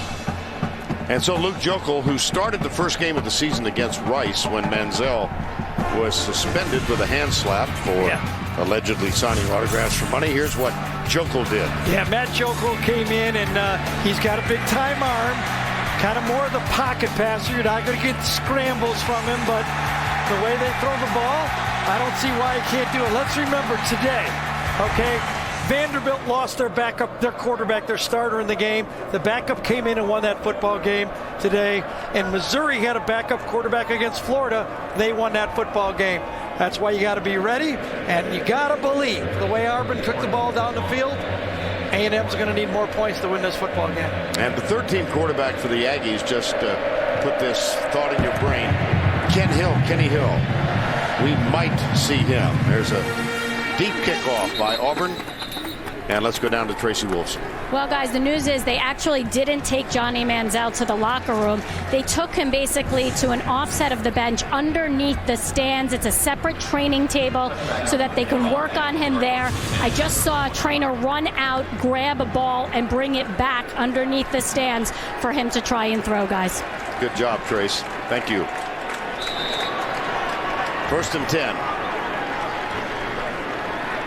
Matt Jokel's older brother, now in the NFL, #1 draft pick, Luke, offensive tackle. Tre Williams is the running back alongside Jokel. A 3-point game and a whistle before the snap. False start. 84 offense. 5-yard penalty. First down. That's Malcolm Kennedy, number 84.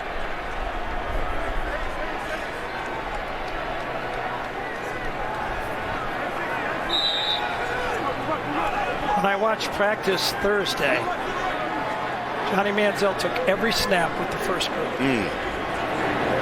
Gary, you feel how quiet it is now? Everybody's nervous. So subdued in this sellout crowd. Across the middle, and that catch is made by Travis Labhart, number 15. Well, 34-31, Aggies. Manziel underneath the stadium, getting worked on for an injured shoulder. Here's, oh my goodness. Wow. His balance cost him more yards. Now they're going to give him forward progress, but I actually thought he tried to collect himself and should have moved back an extra 2 or 3 yards. Well, this is very interesting. They gave him forward progress, about 3 yards forward on that. And so it's a 3rd and 6. Under 11 now remaining. That's a funny call. I wonder if that's even going to be reviewed or challenged. Jokel. Low, incomplete, 4th down. Yeah, he tipped that one off all the way, and Ryan Smith read his eyes. And here's Johnny Manziel back on the bench and throwing the ball. I think he said, yeah. I think he's going to try to play. Do you really? Yes. Okay. If you did just join us, he was injured. Went to the bench with a bad shoulder. Chris Davis out to the 31. I saw him pick up his helmet. Okay. Wow. And again, he was injured on a quarterback run. Manziel tackled by LaDarius Owens and just went to the ground. But he might try and give it a go. The Home Depot SEC on CBS is sponsored by Kia, Chick-fil-A, Ally Bank, and by USAA. And don't forget, later in the game, the play of the game presented by Napa Auto Parts. And on the Aggie bench, Johnny Manziel, Mike Evans. He'll wait now and see what Auburn does offensively, and then we'll wait to see if he comes back on the field. 1st and 10, a 3-point game. Auburn averaging 287 per game this season, is already at 264. Marshall keeps it, yes. Darian Claiborne, freshman linebacker, makes the stop, number 48. This young Texas A&M defense have their hands full here with this Gus Malzahn designed offense. 2nd and 7. Nice tackle, but an equally nice game for Tre Mason. 3rd and short. They'll go quick count here. Oh, and a player went down on the field to slow it down. I think it was Darian Claiborne, number 48. And Auburn was very upset on the play. Absolutely.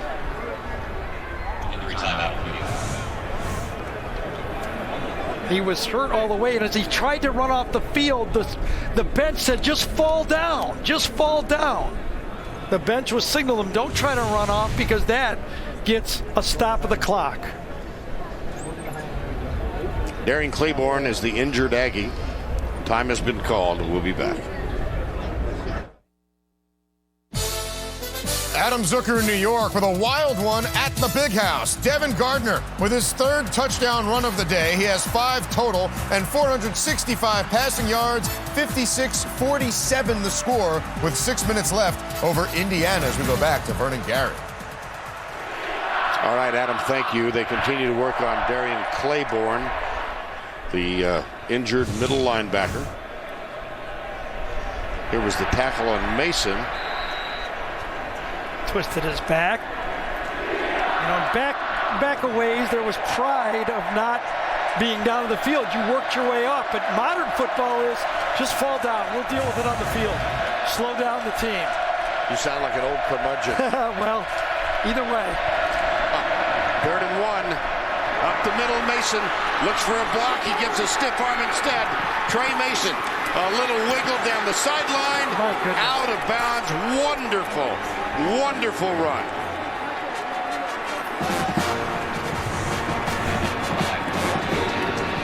How open was that play as Auburn will hurry up to the line of scrimmage, but boy, just read the zone, keep giving it to him, give Mason, and he's into the backfield. 53-yard gain, 1st down and goal. Marshall tries to lean for the end zone. He comes up about 1.5 yards short. 9:17 to go. Auburn run the ball for over 300 yards. Cameron Artis Payne weaves to the left, touchdown. Tigers take the lead.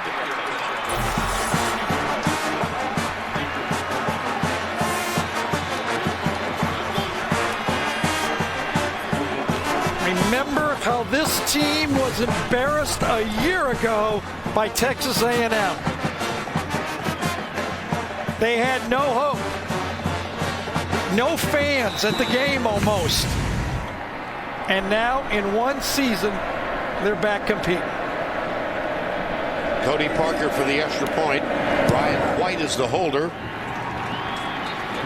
And the extra point is good. 38-34 Auburn. Well, we said it's going to take 40 to win. We'll see. At least it's going to take 39 for Texas A&M. Tre Mason on this 3rd and short stayed in bounds. And the great read by Nick Marshall to give it to Mason on that 3rd and short, and all of a sudden into the end zone goes Artis Payne. Manziel has his helmet on. No doubt. They're going to need it. Big time. And they're going to need all of them. They're going to need him scrambling. They're going to need everything he's got. 38-34. Tigers lead. It was 24-24 at the half. Jake Spavital, quarterback coach, co-offensive coordinator alongside Manziel. Remember, they lost last year's offensive coordinator, Cliff Kingsbury. He's the head coach at Texas Tech now. And Manziel was very, very close to Kingsbury, but he told us yesterday he's really happy that Spavital came aboard. They'll take a knee. 9:06 remaining. Aggies down by 4. And Johnny Manziel about ready to take the field.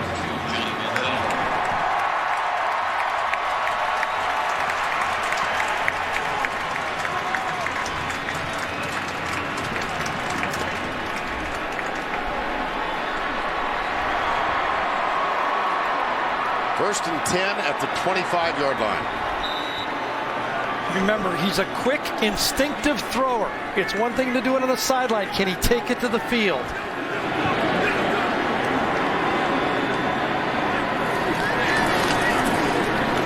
Well, he'll try it on 1st down. And if you've got that big guy out there, why not? Back shoulder throw. Yes. The mismatch on the field. Don't have to read anything. You just go right at Jonathan Mincy. Your guy's taller. Oh, look at that sidearm throw. I'd have to say he's okay. I think. Evans with another catch. Manziel, is he favoring that shoulder? I'm sure he must be. Remember, this is a great 4th quarter Auburn defense. They've only allowed 16 points all year. We talked about them substituting early to make a play late. Can they do it? 2nd and 7. Up in the air. Travis Labhart. It's a great catch. It'll be 3rd and short, but a good throw again from Manziel. Labhart goes up and gets the rebound. Nope, catch, I mean.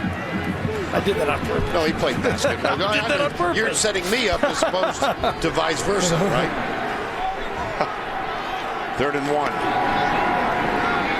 Appears to have gotten enough. It's Tre Williams, number 3. 8:12 to go. 1st down, 10.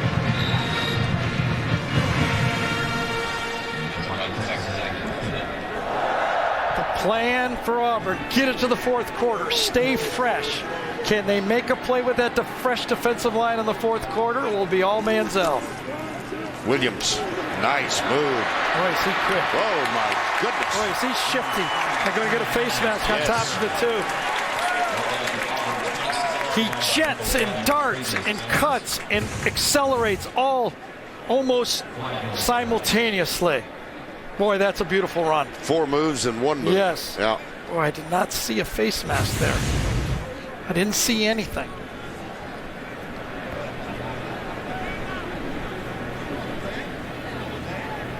They didn't either. Oh, well. They got it right because I didn't see anything.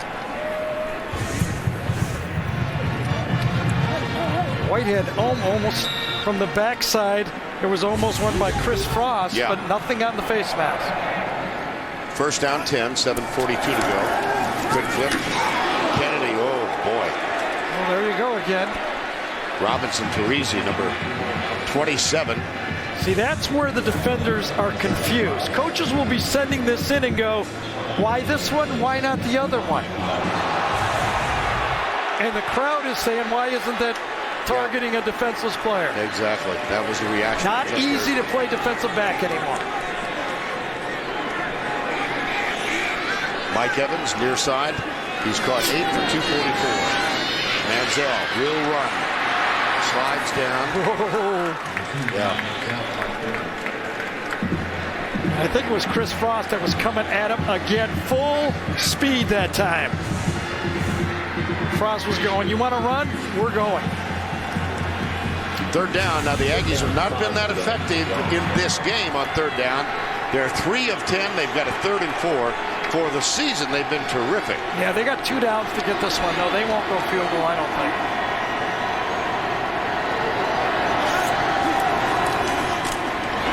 Manziel goes left, has a man open. That's Darrell Walker. Well, when you talk to the coaches, you go, which guys come the farthest this year? And they say Darrell Walker. He's become consistent go-to guy. When we need those 1st downs, had a big pitch and catch last week against Ole Miss. On 3rd down and 9, Manziel hit him. Here's a quick open Malcolm Kennedy. He's down at the 1. 6:10 remaining. The way Manziel moves his body around when he throws quickly is really something to watch. 2nd down and goal. And Auburn's got a player down. That's Ryan White, number 19.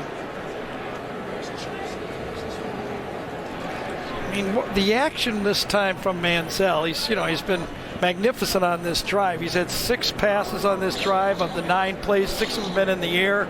He just lets it go. He almost turns his body and throws at the same instant. Watch him just pivot and throw instantly. No motion at all. He just drops that left foot back, doesn't stride to it, just quickly pumps it over there. And almost quietly, he's got 411 yards throwing the ball.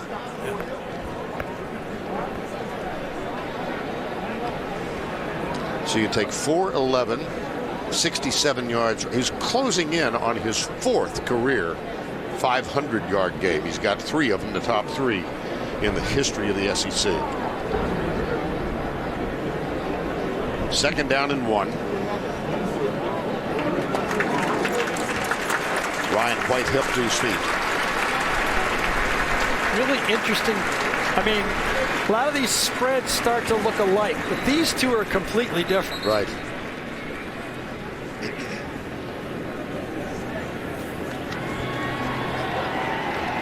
Six of 6 for 59 yards. Yeah. Started out with the back shoulder throw to Mike Evans. That's where he got comfortable. From there, he's just, I don't know if he's doing it all on adrenaline or he's fine, to tell you the truth, but either way, he's good.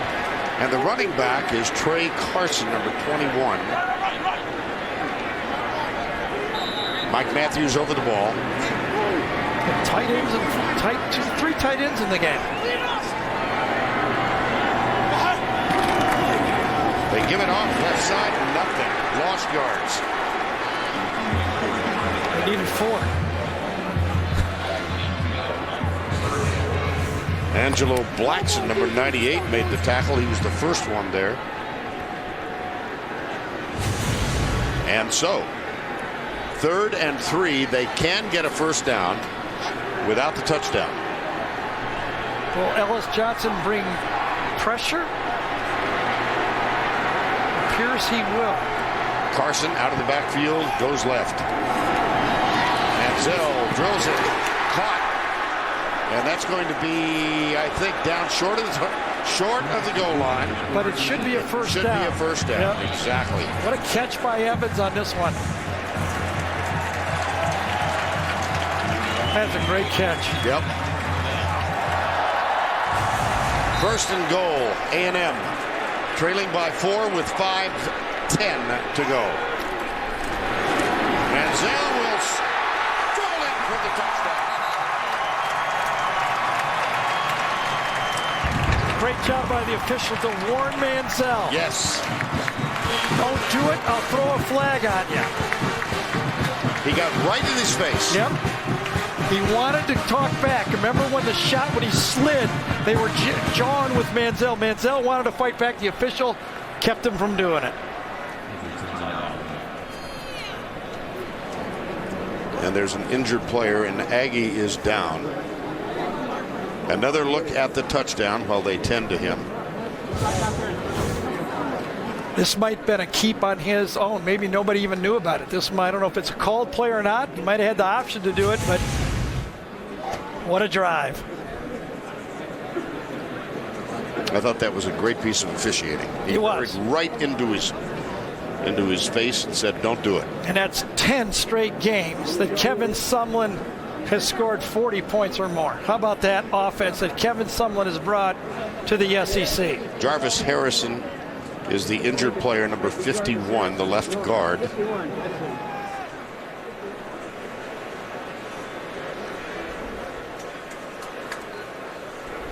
Let's take another look at the TD.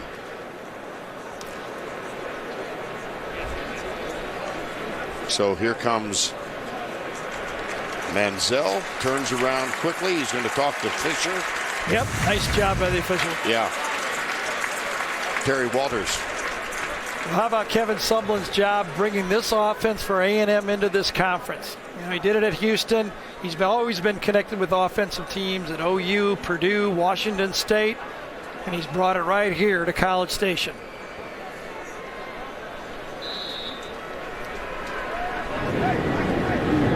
Josh Lambo for the extra point.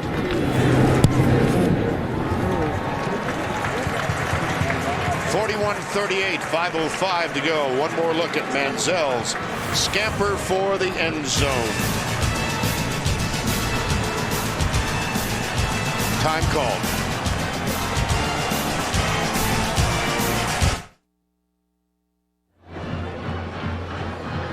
(41-38), but we've still got a lot of time left. 5:05 to go. Last week in Oxford, the Aggies scored at the end of the game to win it 41-38. Now they've got to hope that this defense can withstand the surge of the Auburn Tigers. Yeah, they did a couple stops against Ole Miss when Ole Miss pulled within 5. Ole Miss had the ball with the chance to take the game, and they got to stop. Can the A&M defense do it in this game? I think both sides are going, this is a football game. I think Auburn believes they still can win this game. 5 to go. They've scored every time. Another look at the Manziel-led last drive.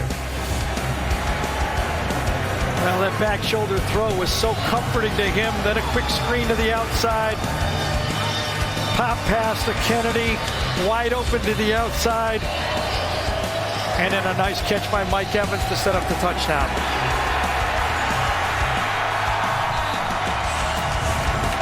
So they only need 3 to tie the football game. And they've got a first down, 10 at the 25. Marshall throwing the ball, 10 of 20 for 209. Tre Mason has gouged the Aggie defense, 21 carries, 142 yards. This is Mason again, and he picks up close to 5. Gavin Stansbury, number 72, with the tackle. We're under 5 minutes to go.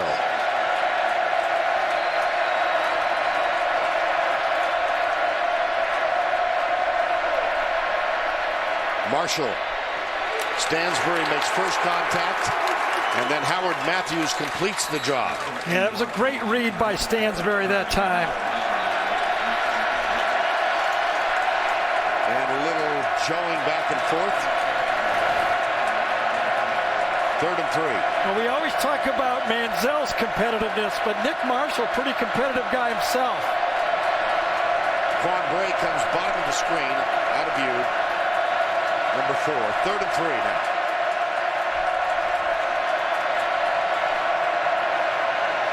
Marshall keeps it up the middle. Hit in the back, but he's got the first down. The clock will stop with 4:04 to go, and then restart after the change is set.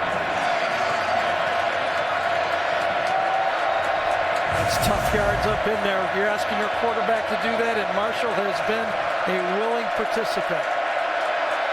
Marshall's got 100 yards rushing the ball on 20 carries.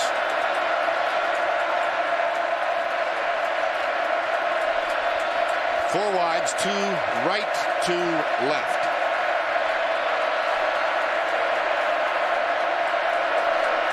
And Malzahn rushed down to call time. I don't think he got time called in time. So it's an incomplete pass. Yeah, the Auburn offense was confused. They signaled their plays in. Half the players weren't on the same page that time. Pretty close now, where Auburn has to figure this is their last drive. Can they afford to punt the ball? Don't think so. 2nd and 10.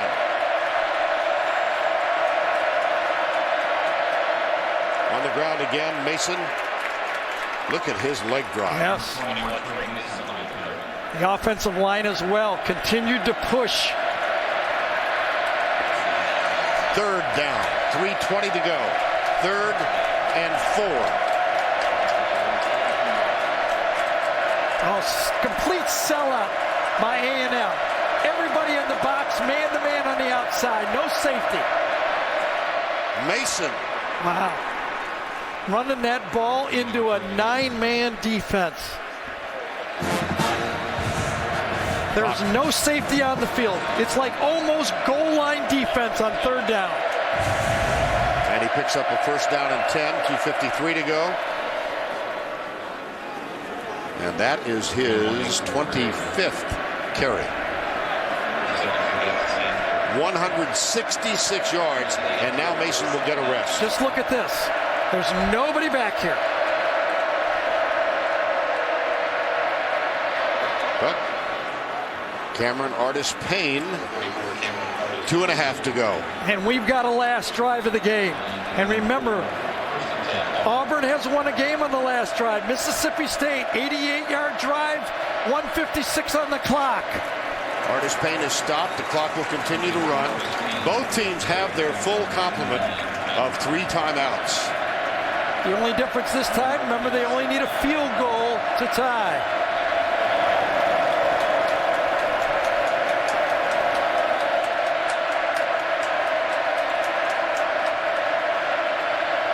He'll throw it this time. Too high. Overthrows the intended receiver, Sammy Coates. He knew it was coming. I thought it would be the wheel route. I've been begging for it the whole second half. 3rd and 9.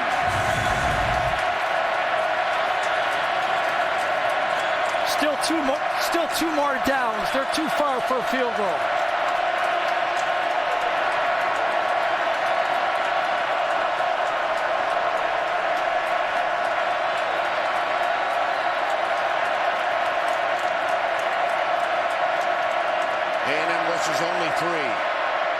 Wheel route. Oh, my goodness. There it is.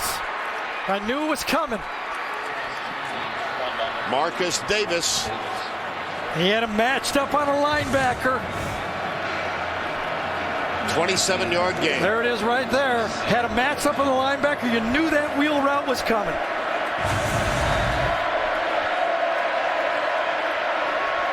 Mason rested for a couple of plays, and he's down to the 6. Now does Kevin Sumlin start using his timeouts? He's got to give Manziel time. Remember, because the clock stops after first downs, Auburn needs to slow down. A&M wants to stop the clock now. Mason again. That's going to be a first down.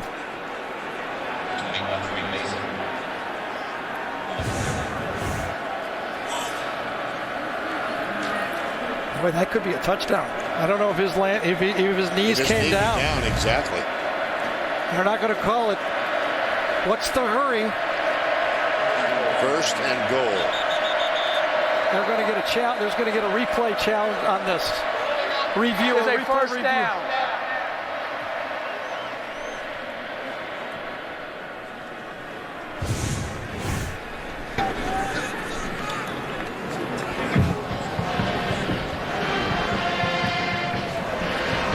Review is going. I don't know if he was climbing over his own guy. Dismukes that time. Did he even touch the ground? Does his knee go down? I don't think so. I don't think so. They're going to call it a touchdown. And to be honest, I don't know if that's a good play for Auburn or not, because the ball's going to go back. Al Ford again is the replay official. They could call that a touchdown. I think so too.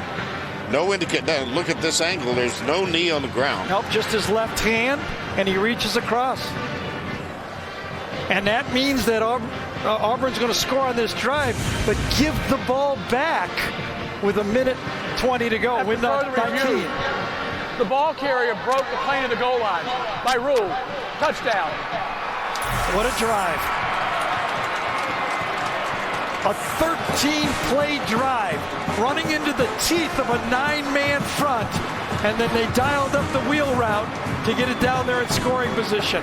What a game by Tre Mason. What a game by that offensive line for Auburn. Mason, what a heavy load he's carried today. 27 carries, 177 yards.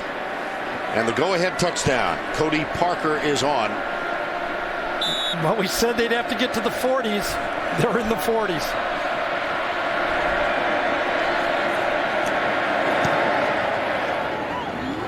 A 4-point game.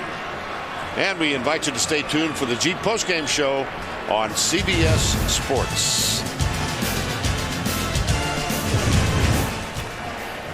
Vern, all week when I was doing all the interviews, one of the main questions was, can Auburn stop Manziel? And I said no. And that's true to be true. But the second part of that question could have been, can A&M stop Auburn? And that looks like a no, too. Yeah, it's been their weakness all year long. A very young team. They see the matchup right here. A linebacker on wide receiver. The wheel route, I thought I'd see it all second half. Gus Malzahn saves it for this play. A great throw and catch called at the right time. And then Tre Mason extends for the touchdown. All right, Johnny Manziel, sore right shoulder, but he didn't show any difficulty on the last drive when he led them downfield. 1:19 to go. All 3 timeouts available for each team. Remember, Manziel likes to start the drives going to Evans. It gets him off in comfortable beginning of the drive to throw him that short pass. This is returnable. It's Trey Williams, number 3. Gets a good block. Gets another. 33-yard line, probably. No, they'll spot it up near the 35. 1:12 to go. Trey Williams, he can move 3 ways at the same time, can he? Oh.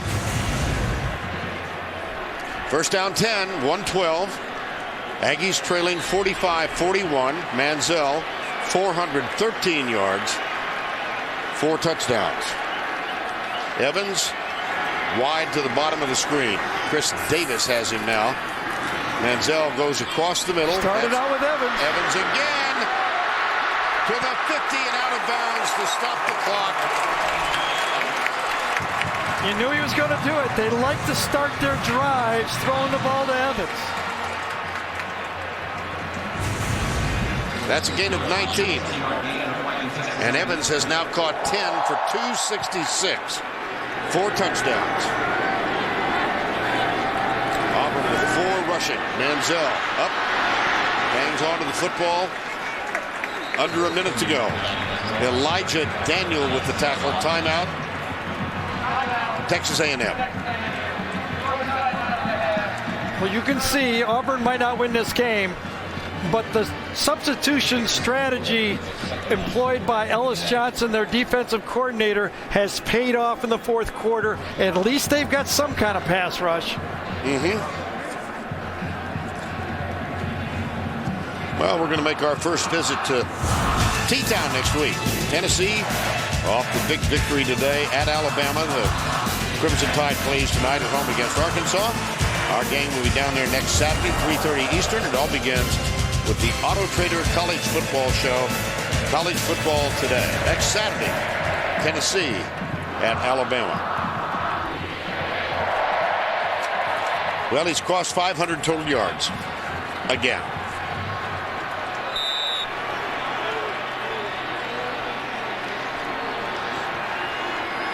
Evans, right side. Davis defending. Manziel in trouble. That's not a bad thing. It's Evans again to the 18-yard line. Every time he gets in trouble, he looks for number 13. And Mike Evans' roommates the night before the game, he knows how to come back and help his quarterback when he scrambles. A new career record reception yardage for Mike Evans. 11 for 287. Timeout, Auburn. Evans right away recognizes the scramble and comes back to help his quarterback. A little pressure in the pocket, out of the pocket. Evans says, I'll help you. I'll come back. There it is. Actually had help with the safety over the top that time and still went to Evans.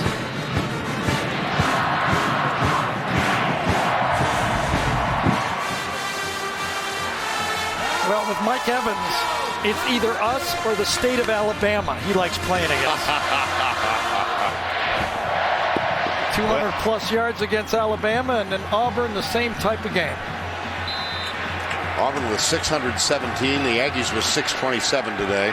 First down and 10 with 43 seconds to go from the 18. Looks like we're going to get a blitz. Good blitz pickup off the back foot. Into the end zone. Tip. Evans can't get it. Man, that was a wow. Dangerous play and could have been intercepted by Jermaine Whitehead. I thought Whitehead was going to get this one. I think he a little bit misjudged it, and Evans almost came up with it. That was a ball game throw right there if Whitehead makes that interception. He had a chance. Second and 10, 36 seconds to go. Four-man Auburn rush. Manziel scrambling again. Caught. They'll have to call time. It paid off.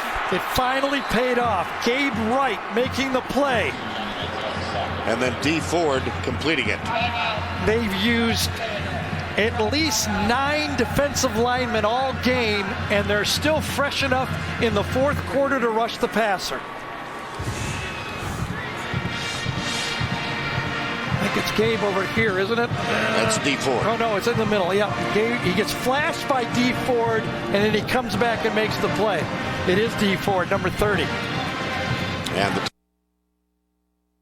Yep. Now's on.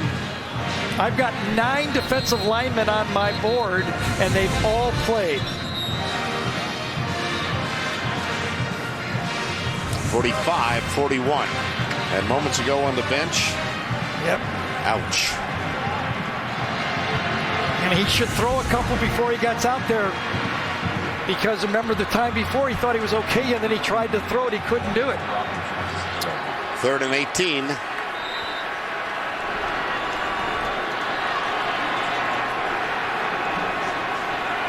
Four-man rush. Manziel takes off. They get him inbounds. Clock keeps running. Still have a timeout left. 19-18, and the time has been called with 18 seconds to go. Boy, did Kris Frost run him down from behind or what? Was it number 17, wasn't it? I think it was. Had my eyes downfield, but once he started to scramble, Kris Frost right here runs him down. Manziel is about a 4'5" guy. Frost, does he get a horse collar? I didn't see it. I did not see a horse collar. He got the back of his jersey. Yeah, I don't think he got his hands inside the shoulder pads. Very close. At 4th and 13. With 18 to go. 18 seconds. And that's the crowd reacting to the replay on the huge scoreboard. Manziel almost in agony. See if we can get one more look to satisfy everyone's curiosity, whether it was a horse collar that was missed or whether it was a good call. Evans reaches out. Yes, he had him, didn't he? Yes, that could have been called. It could have been called a horse collar. 18 seconds remaining. 4th and 13. You got to go to Evans. He's 6'5". Throw it to him. Bottom of the screen. They're playing way off of it. Chris Davis. They rush 5. Manziel. That'll do it. Wow. What a game for that front four for Auburn. What a win for Gus Manziel. Dee Ford. Malzahn, excuse me. Gus Malzahn. Wow. Johnny Manziel gave it everything, but Gus Malzahn comes away with a win on the road. There is a flag. Now, could this possibly be excessive celebration? The flag was thrown very late. You saw Malzahn. After the play is over, unsportsmanlike conduct. 30, Auburn, 15-yard penalty. First down. No factor, though. No, it's after.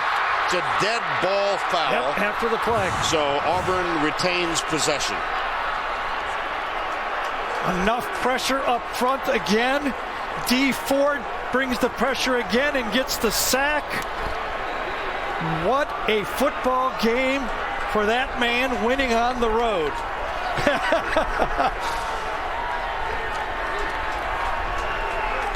They had a game plan. Stay fresh into the fourth quarter and see if our four-man rush could get a late sack, and it worked. The Auburn Tigers were 3-9 a year ago. They are now 6-1, and they go back home after a huge victory over Johnny Manziel and the Texas Aggies.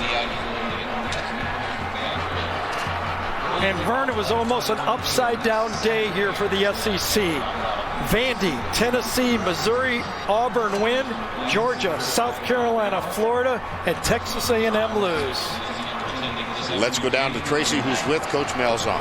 Coach, congratulations. Last year, this game was probably one of the low points of school's history. What can you say about the turnaround from this program now? I'm just proud of our kids. You know, we played one of the better teams in college football on their home field, found a way to win. We warmed out the end. It's a good feeling right now. And that final stop. Yeah, it was big time. Our defense came through. It was a big one. Congratulations. Go enjoy it. All right, thank you. Vern? All right. Couple of Warriors. And it's now time for the play of the game presented by Napa Auto Parts. It's that wheel route. And here's Rod Bramlett of the Auburn Radio Network. There's the snap. Marshall fires upfield. Pass is caught. It's caught. It's caught at the 15-yard line. Down to the 12-yard line. The freshman Marcus Davis. And that led to the winning touchdown Wonderful effort by Tre Mason, who winds up leaning out and putting the ball on the goal line. And then this near catch. Whitehead defending Evans, tipped just beyond his reach. Nevertheless, he wound up with 11 catches for 287.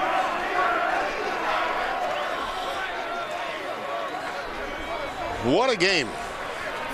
Fantastic game. I mean, it's become normal for us now every weekend, fantastic game, especially from where, as Tracy said, from where they were a year ago. Gus Malzahn and the team will celebrate into the night. They go home against Florida Atlantic next week. For Gary Danielson and Tracy Wolfson, I'm Vern Lundquist saying so long from College Station. Our final score, 45-41 Auburn. The Jeep postgame show is up next after these messages and a word from your local station.